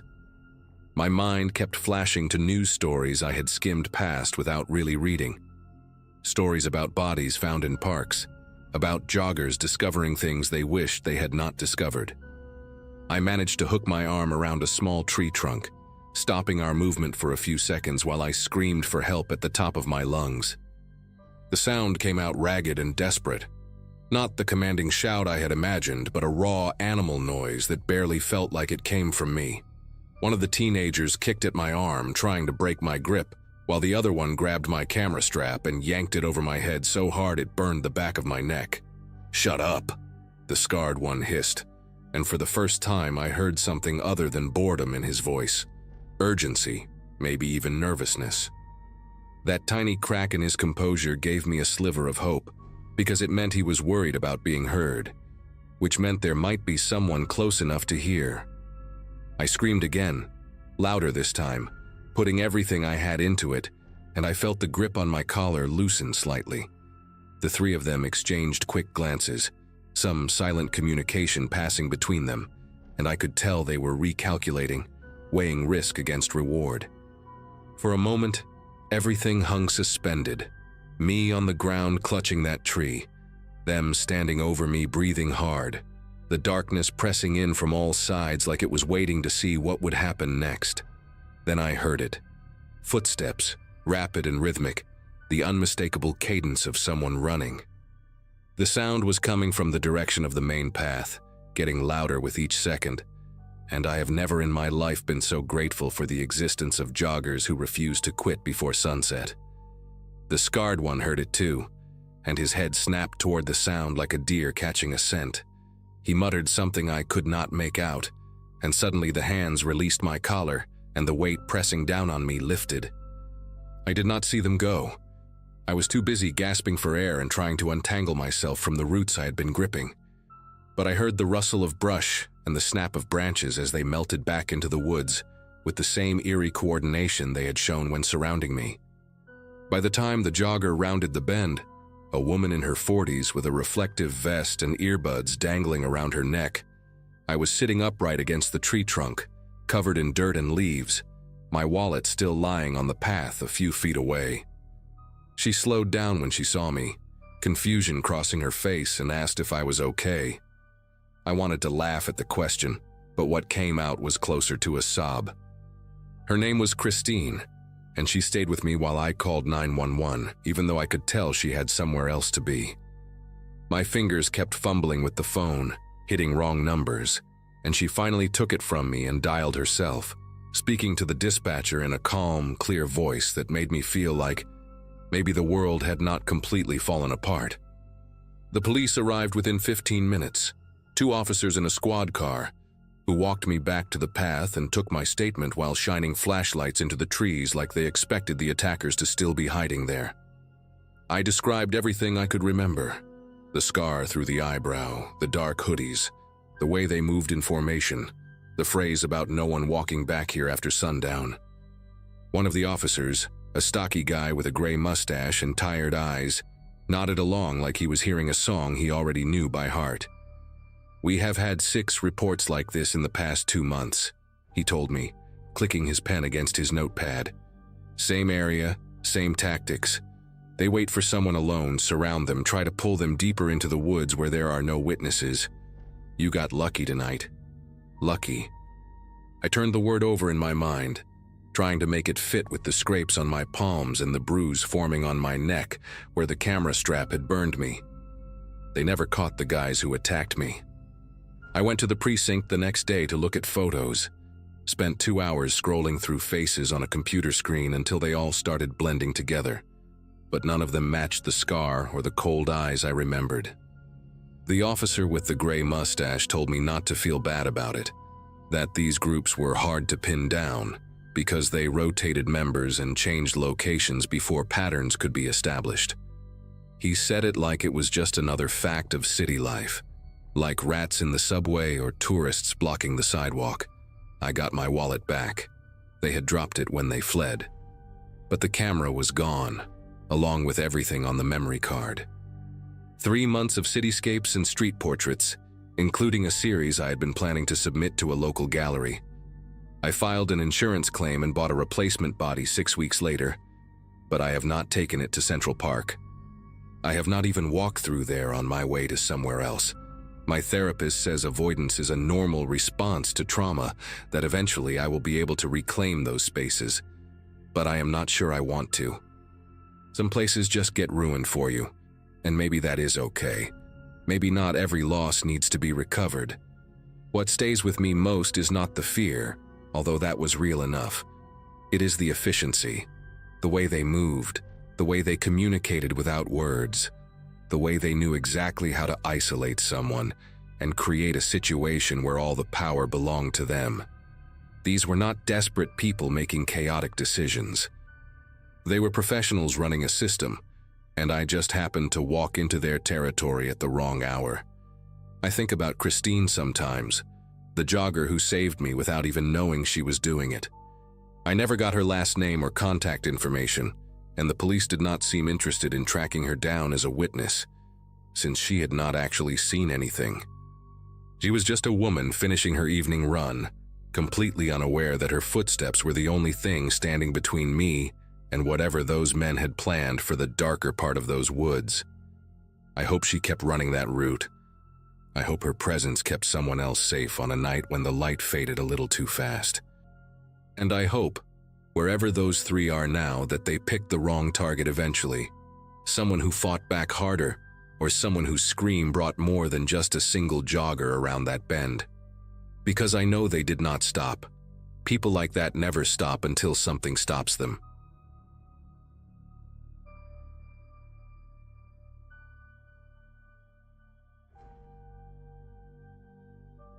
Most days back then felt like a blur of long commutes and late-night shifts, and that morning it started like any other for me. I was living in a tiny rented room above a laundromat in Queens, juggling 2 part-time jobs and trying to convince myself I wasn't burning out. The only constant in my routine was catching the E train, usually squeezing in with dozens of other half-awake people. That day, though, the platform felt strangely hollow, as if the city had taken a breath and forgotten to exhale.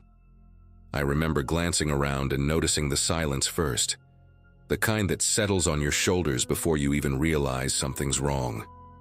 A couple of people lingered near the far end, but one man stood out immediately, watching me with an intensity that didn't match the stillness around us. He looked like someone who'd stepped out of the wrong decade, worn leather jacket, faded jeans, and a posture that suggested he didn't care who saw him staring. His eyes tracked every step I took along the yellow line, and even from a distance, there was something sharp in his expression, like he'd already made a decision about me. I tried pretending I hadn't noticed, focusing instead on the arriving train as it screeched into the station. My instinct was simply to get inside fast, pick the first open door and lose myself among commuters. The doors slid open in front of me, and without thinking twice, I stepped into the first car available, expecting the usual crowd. Only it wasn't a usual crowd. It was almost empty, maybe 3 people scattered across the far end, each absorbed in their phones. The fluorescent lights overhead flickered with that tired buzz that always made me uneasy, and the stale smell of metal and old air trapped itself in my throat. Before I could even back out to choose another car, the doors hissed again, and that man from the platform slipped inside right behind me. He didn't say a word, just moved with this deliberate kind of calm that made the space between us shrink faster than I could process. When the train lurched forward, he settled near the door, leaning just enough to rest his hand on the release lever in a way that felt intentional. That's when the situation fully clicked in my mind. He wasn't just following me. He was making sure I couldn't leave.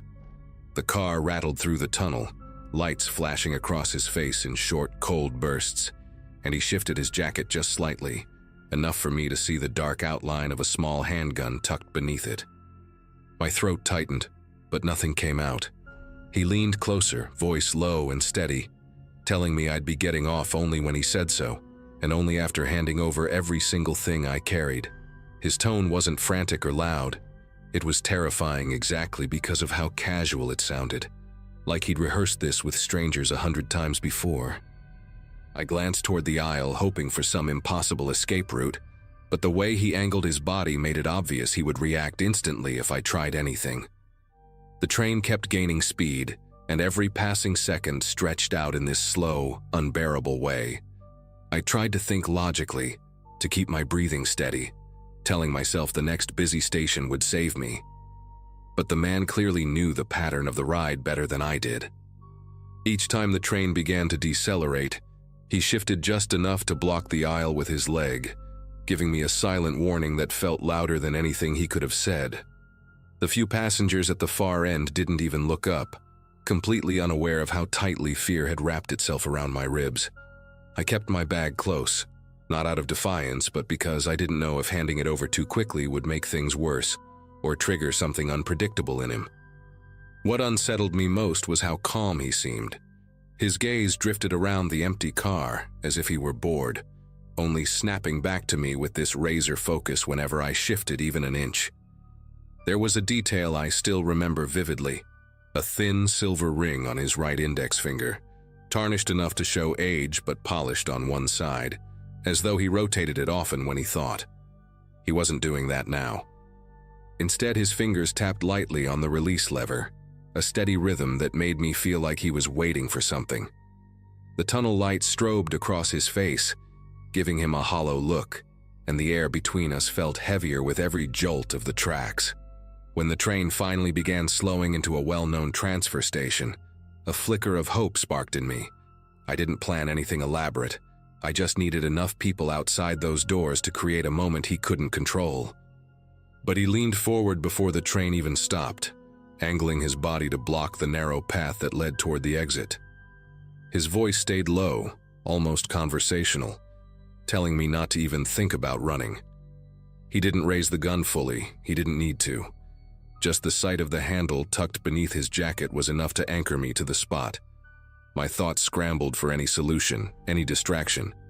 But time was collapsing fast, and the train was seconds from opening its doors. As the brakes squealed and the doors parted with that mechanical sigh, something broke inside me. A kind of desperate clarity.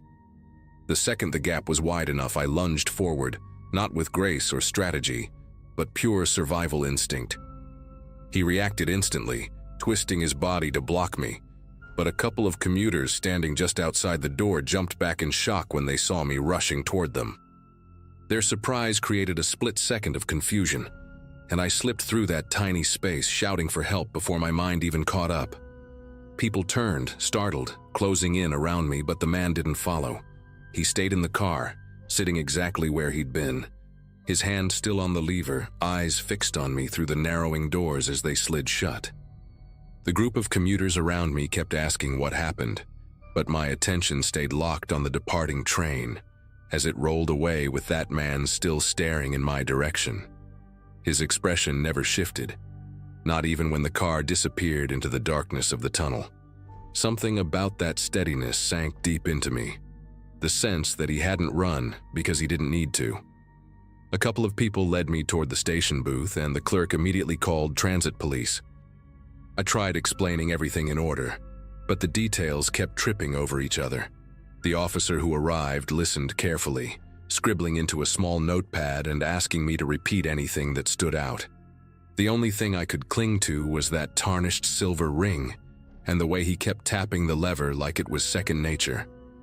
They escorted me upstairs to wait for a patrol car, and by then the adrenaline had faded enough for a heavy exhaustion to settle in. The officer explained that the cameras inside the cars rarely caught clear angles during incidents like this, especially when someone deliberately kept their movements subtle. He mentioned that there had been other reports, riders cornered in nearly empty cars late in the morning, or in awkward gaps between rush hours. Every victim described the same pattern. The suspect chose isolated cars, blocked the exit, displayed the weapon just enough to threaten but never enough to appear on footage. Hearing that chilled me in a way I still have trouble describing, because it meant he hadn't chosen me randomly. Hours passed before they released me, though it felt shorter somehow, like my brain had compressed everything into one long, distorted moment. I remember stepping outside the precinct feeling exposed, as if the city had grown eyes everywhere except where they were needed. The officer gave me a number to call if I remembered anything else, but I already knew there wasn't much more to give. The man hadn't taken anything from me in the end, but the thought that he could appear in another nearly empty car, watching someone else the same way he watched me, made my chest tighten. I kept replaying his calmness, the precision of his movements, and the eerie confidence in knowing no one would intervene unless he allowed it. That night, I changed my commute entirely. For weeks, I avoided the first two cars of any train, stuck only to crowded ones, and never stood near the ends of platforms again. I even moved apartments the following year, not because I thought he'd find me, but because I couldn't shake the memory of how easily he had trapped me in a space meant to be public and safe. The police never contacted me again, which probably means they never caught him. Sometimes when I pass a station and hear the train doors closing, that moment flashes back with startling clarity. His hand on the lever, his stillness, the unspoken message that he'd done this before. Maybe the only reason I got out was because the station happened to be busy enough at the right second. I don't pretend to understand why it ended the way it did, but I know one thing: I'll never board an empty train car again.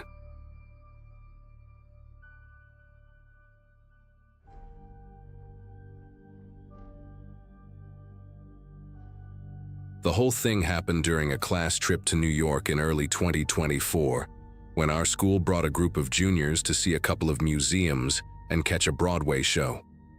At the time, I was 17 and mostly focused on keeping up with my friends, trying not to look clueless in a city that felt too loud for someone who'd barely left Massachusetts before.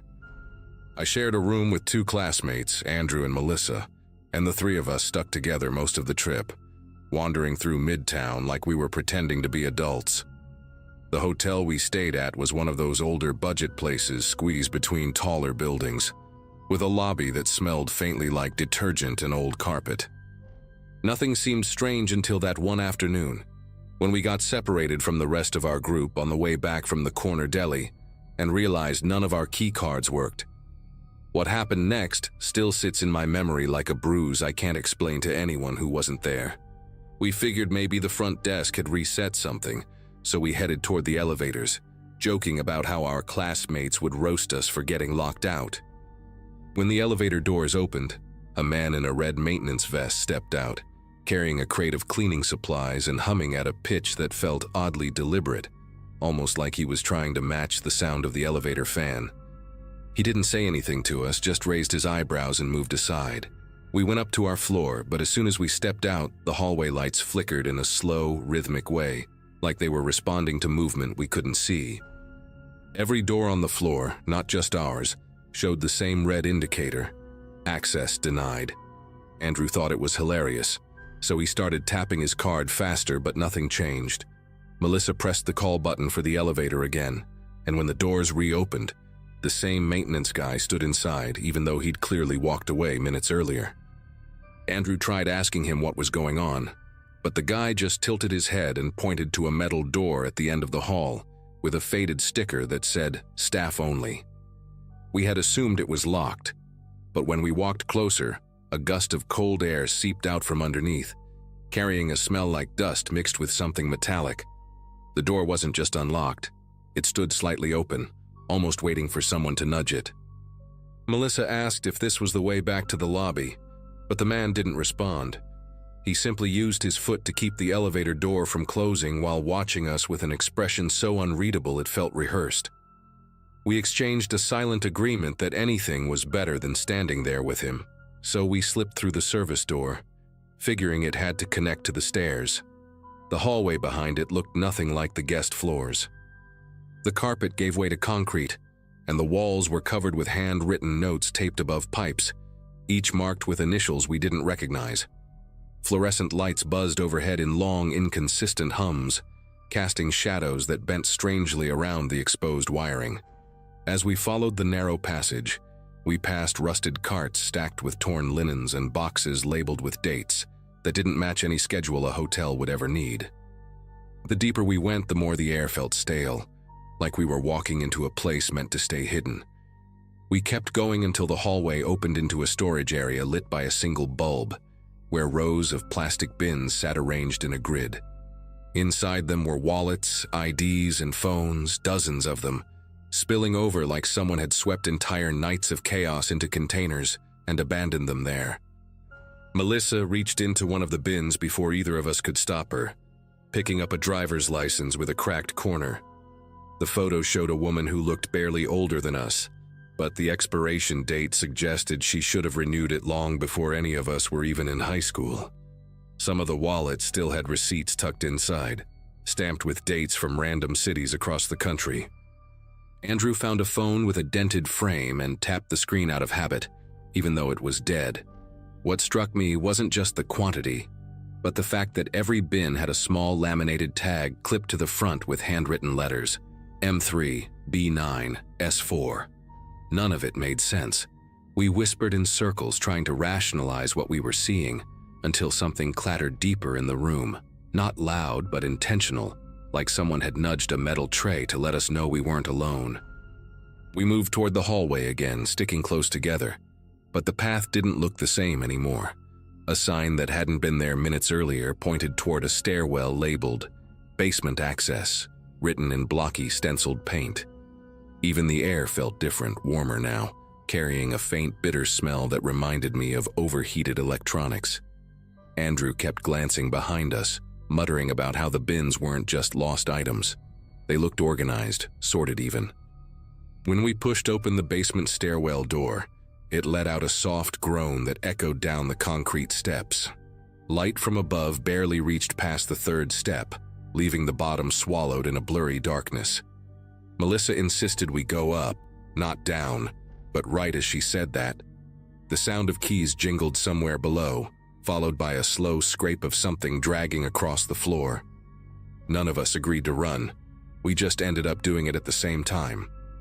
The staircase led to another service corridor, This one lined with metal doors that had no room numbers, only barcodes printed on stickers, some peeling, some newly applied.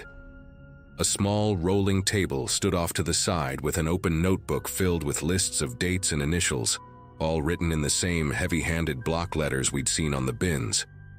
A digital clock mounted on the wall blinked the wrong time, resetting every few seconds as though it couldn't decide on the hour.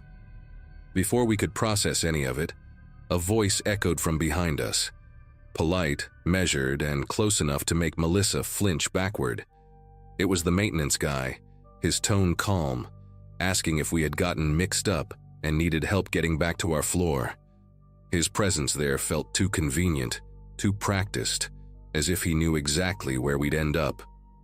He guided us back through a shortcut none of us had seen before, a plain door that opened directly into our hallway. All the lights there were steady now, glowing with a warmth that made the whole basement ordeal feel unreal. Our door unlocked immediately when Melissa tried her card again, and the staff member just nodded once before walking away, his steps silent on the carpet despite the heavy boots he wore. The moment the latch clicked behind us, Andrew realized his phone was missing from the nightstand where he'd left it charging. He tore the room apart while Melissa stood beside him, trying to calm him down.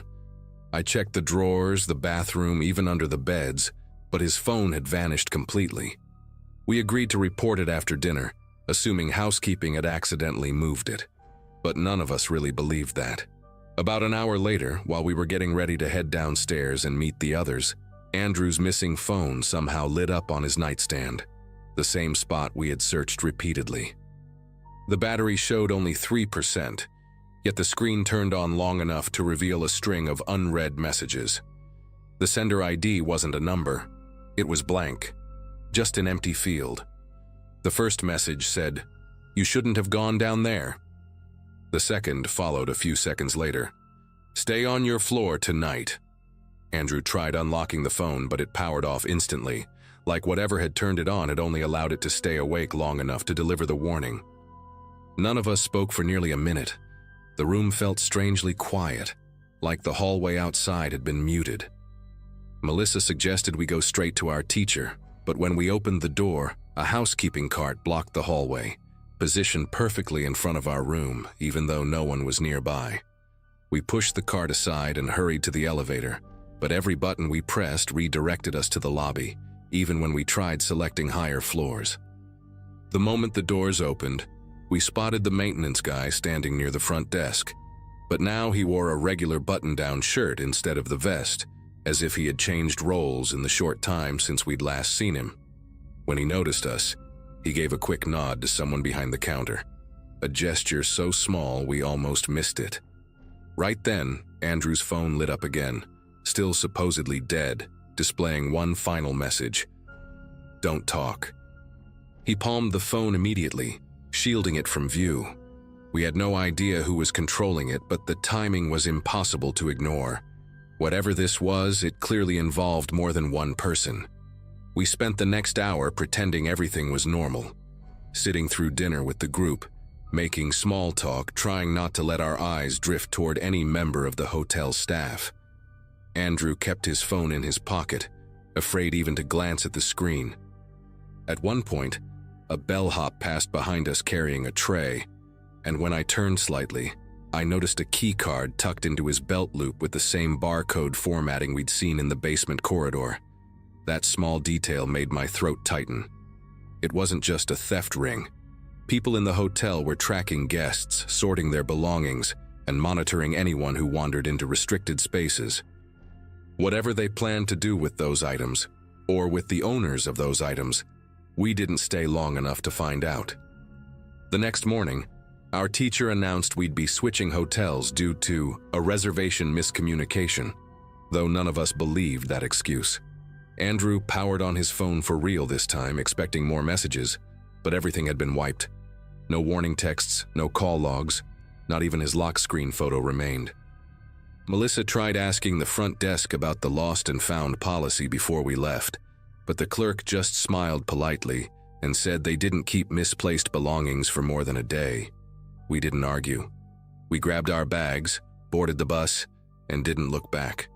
To this day, Andrew still refuses to stay in any hotel without taping over the peephole and putting his suitcase against the door. As for me, every time I think of those bins in the basement, I wonder how many people never realize their things didn't just go missing. They were taken, categorized, and stored by someone who was watching them long before they ever checked in.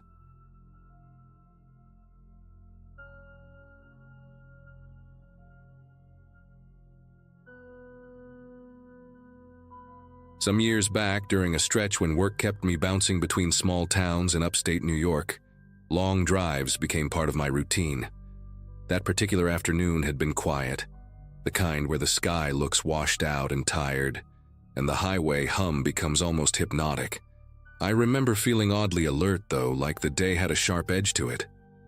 I'd rented a silver sedan with a loose rattle in the dashboard, and I kept thinking I should have asked for another one, but I just wanted to get moving.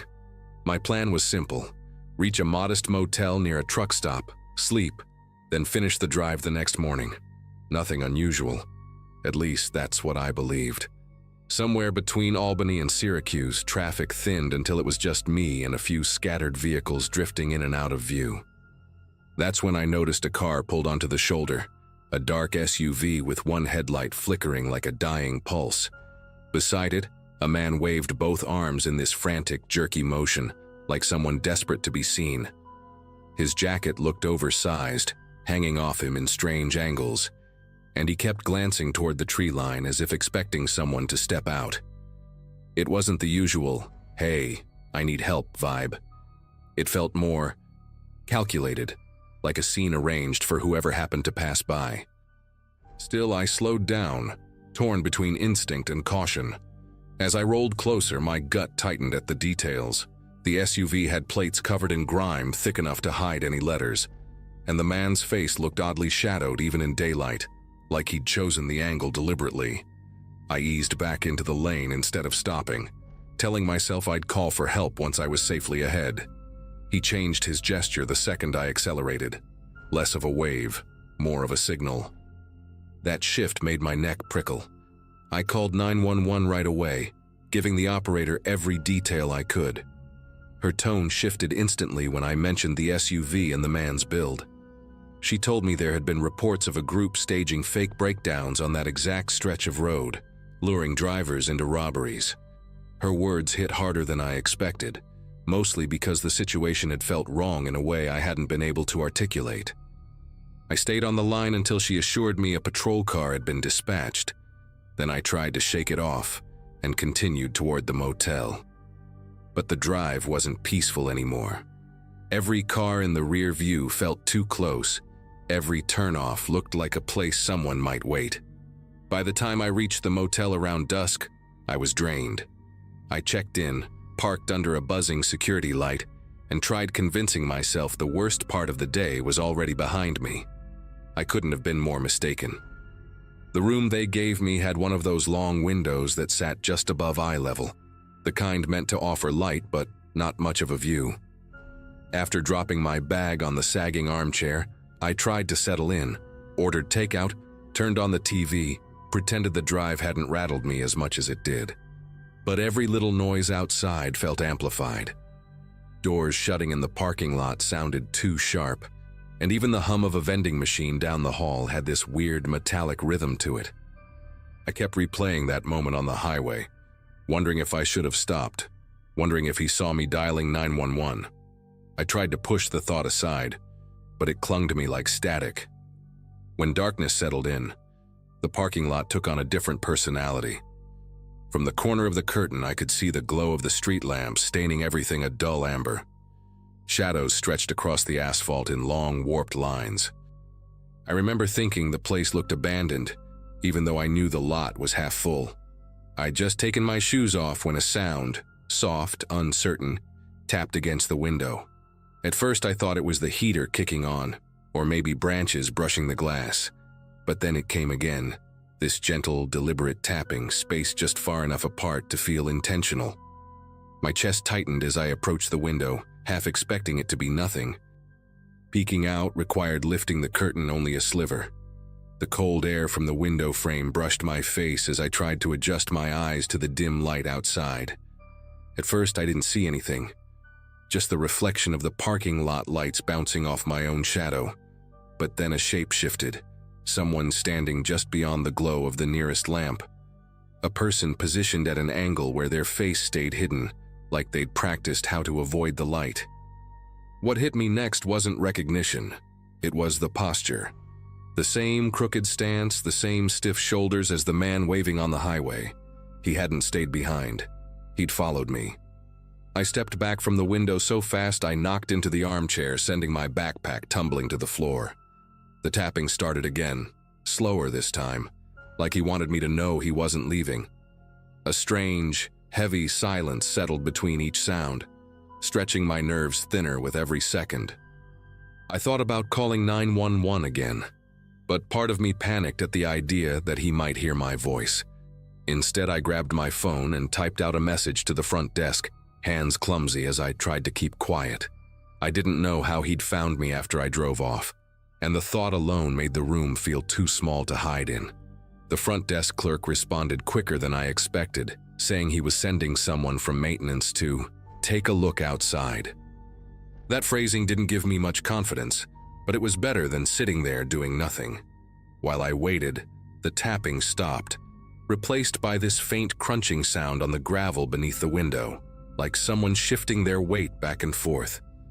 I stayed perfectly still, staring at the door, half convinced the handle would start turning. The air in the room felt heavy, not in a supernatural way, but in the way a situation feels when you realize you're suddenly not in control of anything around you. Every second stretched out, and I kept listening for footsteps approaching from the hallway, praying the maintenance guy wouldn't walk straight into danger. A knock finally echoed from the hallway, 2 short taps on my door. I nearly jolted out of my skin before I remembered the clerk's message. I moved slowly, forcing myself to check the peephole first. The man outside looked older, with a salt and pepper beard and a baseball cap embroidered with the motel's faded logo. He kept his flashlight lowered, pointing at the floor, as if trying not to draw attention through the window. I cracked the door open and whispered that someone was standing outside my room. He didn't even look surprised, just let out this long breath like he'd dealt with similar nonsense before. He motioned for me to stay inside, then stepped out of view. Seconds later, his flashlight beam arced across the parking lot, stopping in the exact spot where the figure had been standing. I heard him call out a firm, steady, "Hey!" the kind of voice older men use when they're not looking for trouble but won't back down either. There was no answer. He called out again. Silence. He walked farther into the lot, sweeping the light between the cars. Watching that beam move made my heart pound harder than seeing the figure itself. When he returned to my door, he looked unsettled, even if he tried hiding it. He told me nobody was out there anymore, but he also didn't think I should stay in that room overnight. The clerk offered to move me to a room on the 2nd floor, away from the parking lot entirely. I jumped at the chance. The maintenance guy insisted on walking me upstairs, and I didn't argue. While we crossed the lot together, I kept scanning between the cars, searching for any sign of movement. Nothing. Not even the whisper of gravel shifting. But the whole walk, I couldn't shake the sensation that the lot wasn't empty at all, that someone was watching from a place I didn't know to look. When we reached the new room, the maintenance guy paused before leaving and told me, very quietly, to keep the curtains closed no matter what I heard for the rest of the night. His voice had a seriousness that made it clear he wasn't being dramatic. Once the door clicked shut, the room felt safer, but only barely. I locked every latch the door had, then pulled the curtains tight until no light leaked through. I tried lying down, but my mind kept looping back to the SUV on the shoulder, and the way that man shifted his gestures when he realized I wasn't stopping. The police operator's warning replayed in my head too. Those crews had been operating for months, using different vehicles and sometimes switching drivers to confuse descriptions. That detail gnawed at me. It meant the man outside the motel might not have been alone. It meant the SUV on the highway might have been just one piece of a setup I'd managed to avoid by pure luck. Even with the curtains closed, I felt exposed. I turned on the TV for background noise, keeping the volume low. Every small creak in the building sounded sharper in contrast. The pipes clicking, the floorboards adjusting, distant voices from other rooms. Then, sometime past midnight, something new cut through the noise. A single scrape, like someone dragging their fingernails along the metal railing outside. Slow, intentional. The sound trailed across the length of the balcony, pausing every few seconds as if whoever was out there wanted to listen in between movements. I didn't dare look through the peephole. I didn't move at all. I just sat in the darkness, breathing as quietly as I could, listening to that awful, steady scrape glide closer to my door. Then it stopped. No footsteps, no voices. Just a long, suffocating stillness that lasted so long, I began questioning whether I'd really heard anything at all. I sat there until my legs went numb, waiting for the sound to return. It didn't. After several minutes, I heard a door somewhere down the balcony slam shut hard enough to rattle my wall. Whether it belonged to a guest or someone who'd been prowling up there, I couldn't tell. I stayed awake until dawn, afraid that if I closed my eyes, I'd hear that scrape again, and this time it would stop right at my door. When morning finally broke and light filtered around the edges of the curtain, it felt like the entire building exhaled. I checked out the moment the front desk opened. The clerk barely made eye contact when I told him I was leaving early, but he did say one thing before I walked out. "You're not the first person this month to ask for a room change." He didn't elaborate, and I didn't push him. Outside, the lot looked perfectly ordinary in daylight. No footprints, no unusual cars, no evidence that anything had happened. But as I drove away, I kept checking the mirrors, making sure no SUV lingered behind me. Nothing followed. Nothing happened on the rest of the trip. Yet even now, I still think about how precise that tapping was, how the man had found me miles from where I'd passed him, and how someone dragged their hand along the railing outside my room the same night police warned me about roadside robbery setups. I don't have an explanation for any of it. All I know is that refusing to stop on the highway likely saved me from something far worse, and getting moved to the second floor might have done the same. Whatever that man wanted from me, he didn't get it. And for reasons I can't explain, after that night I never saw him again. Not on the road, not outside a motel window, not anywhere,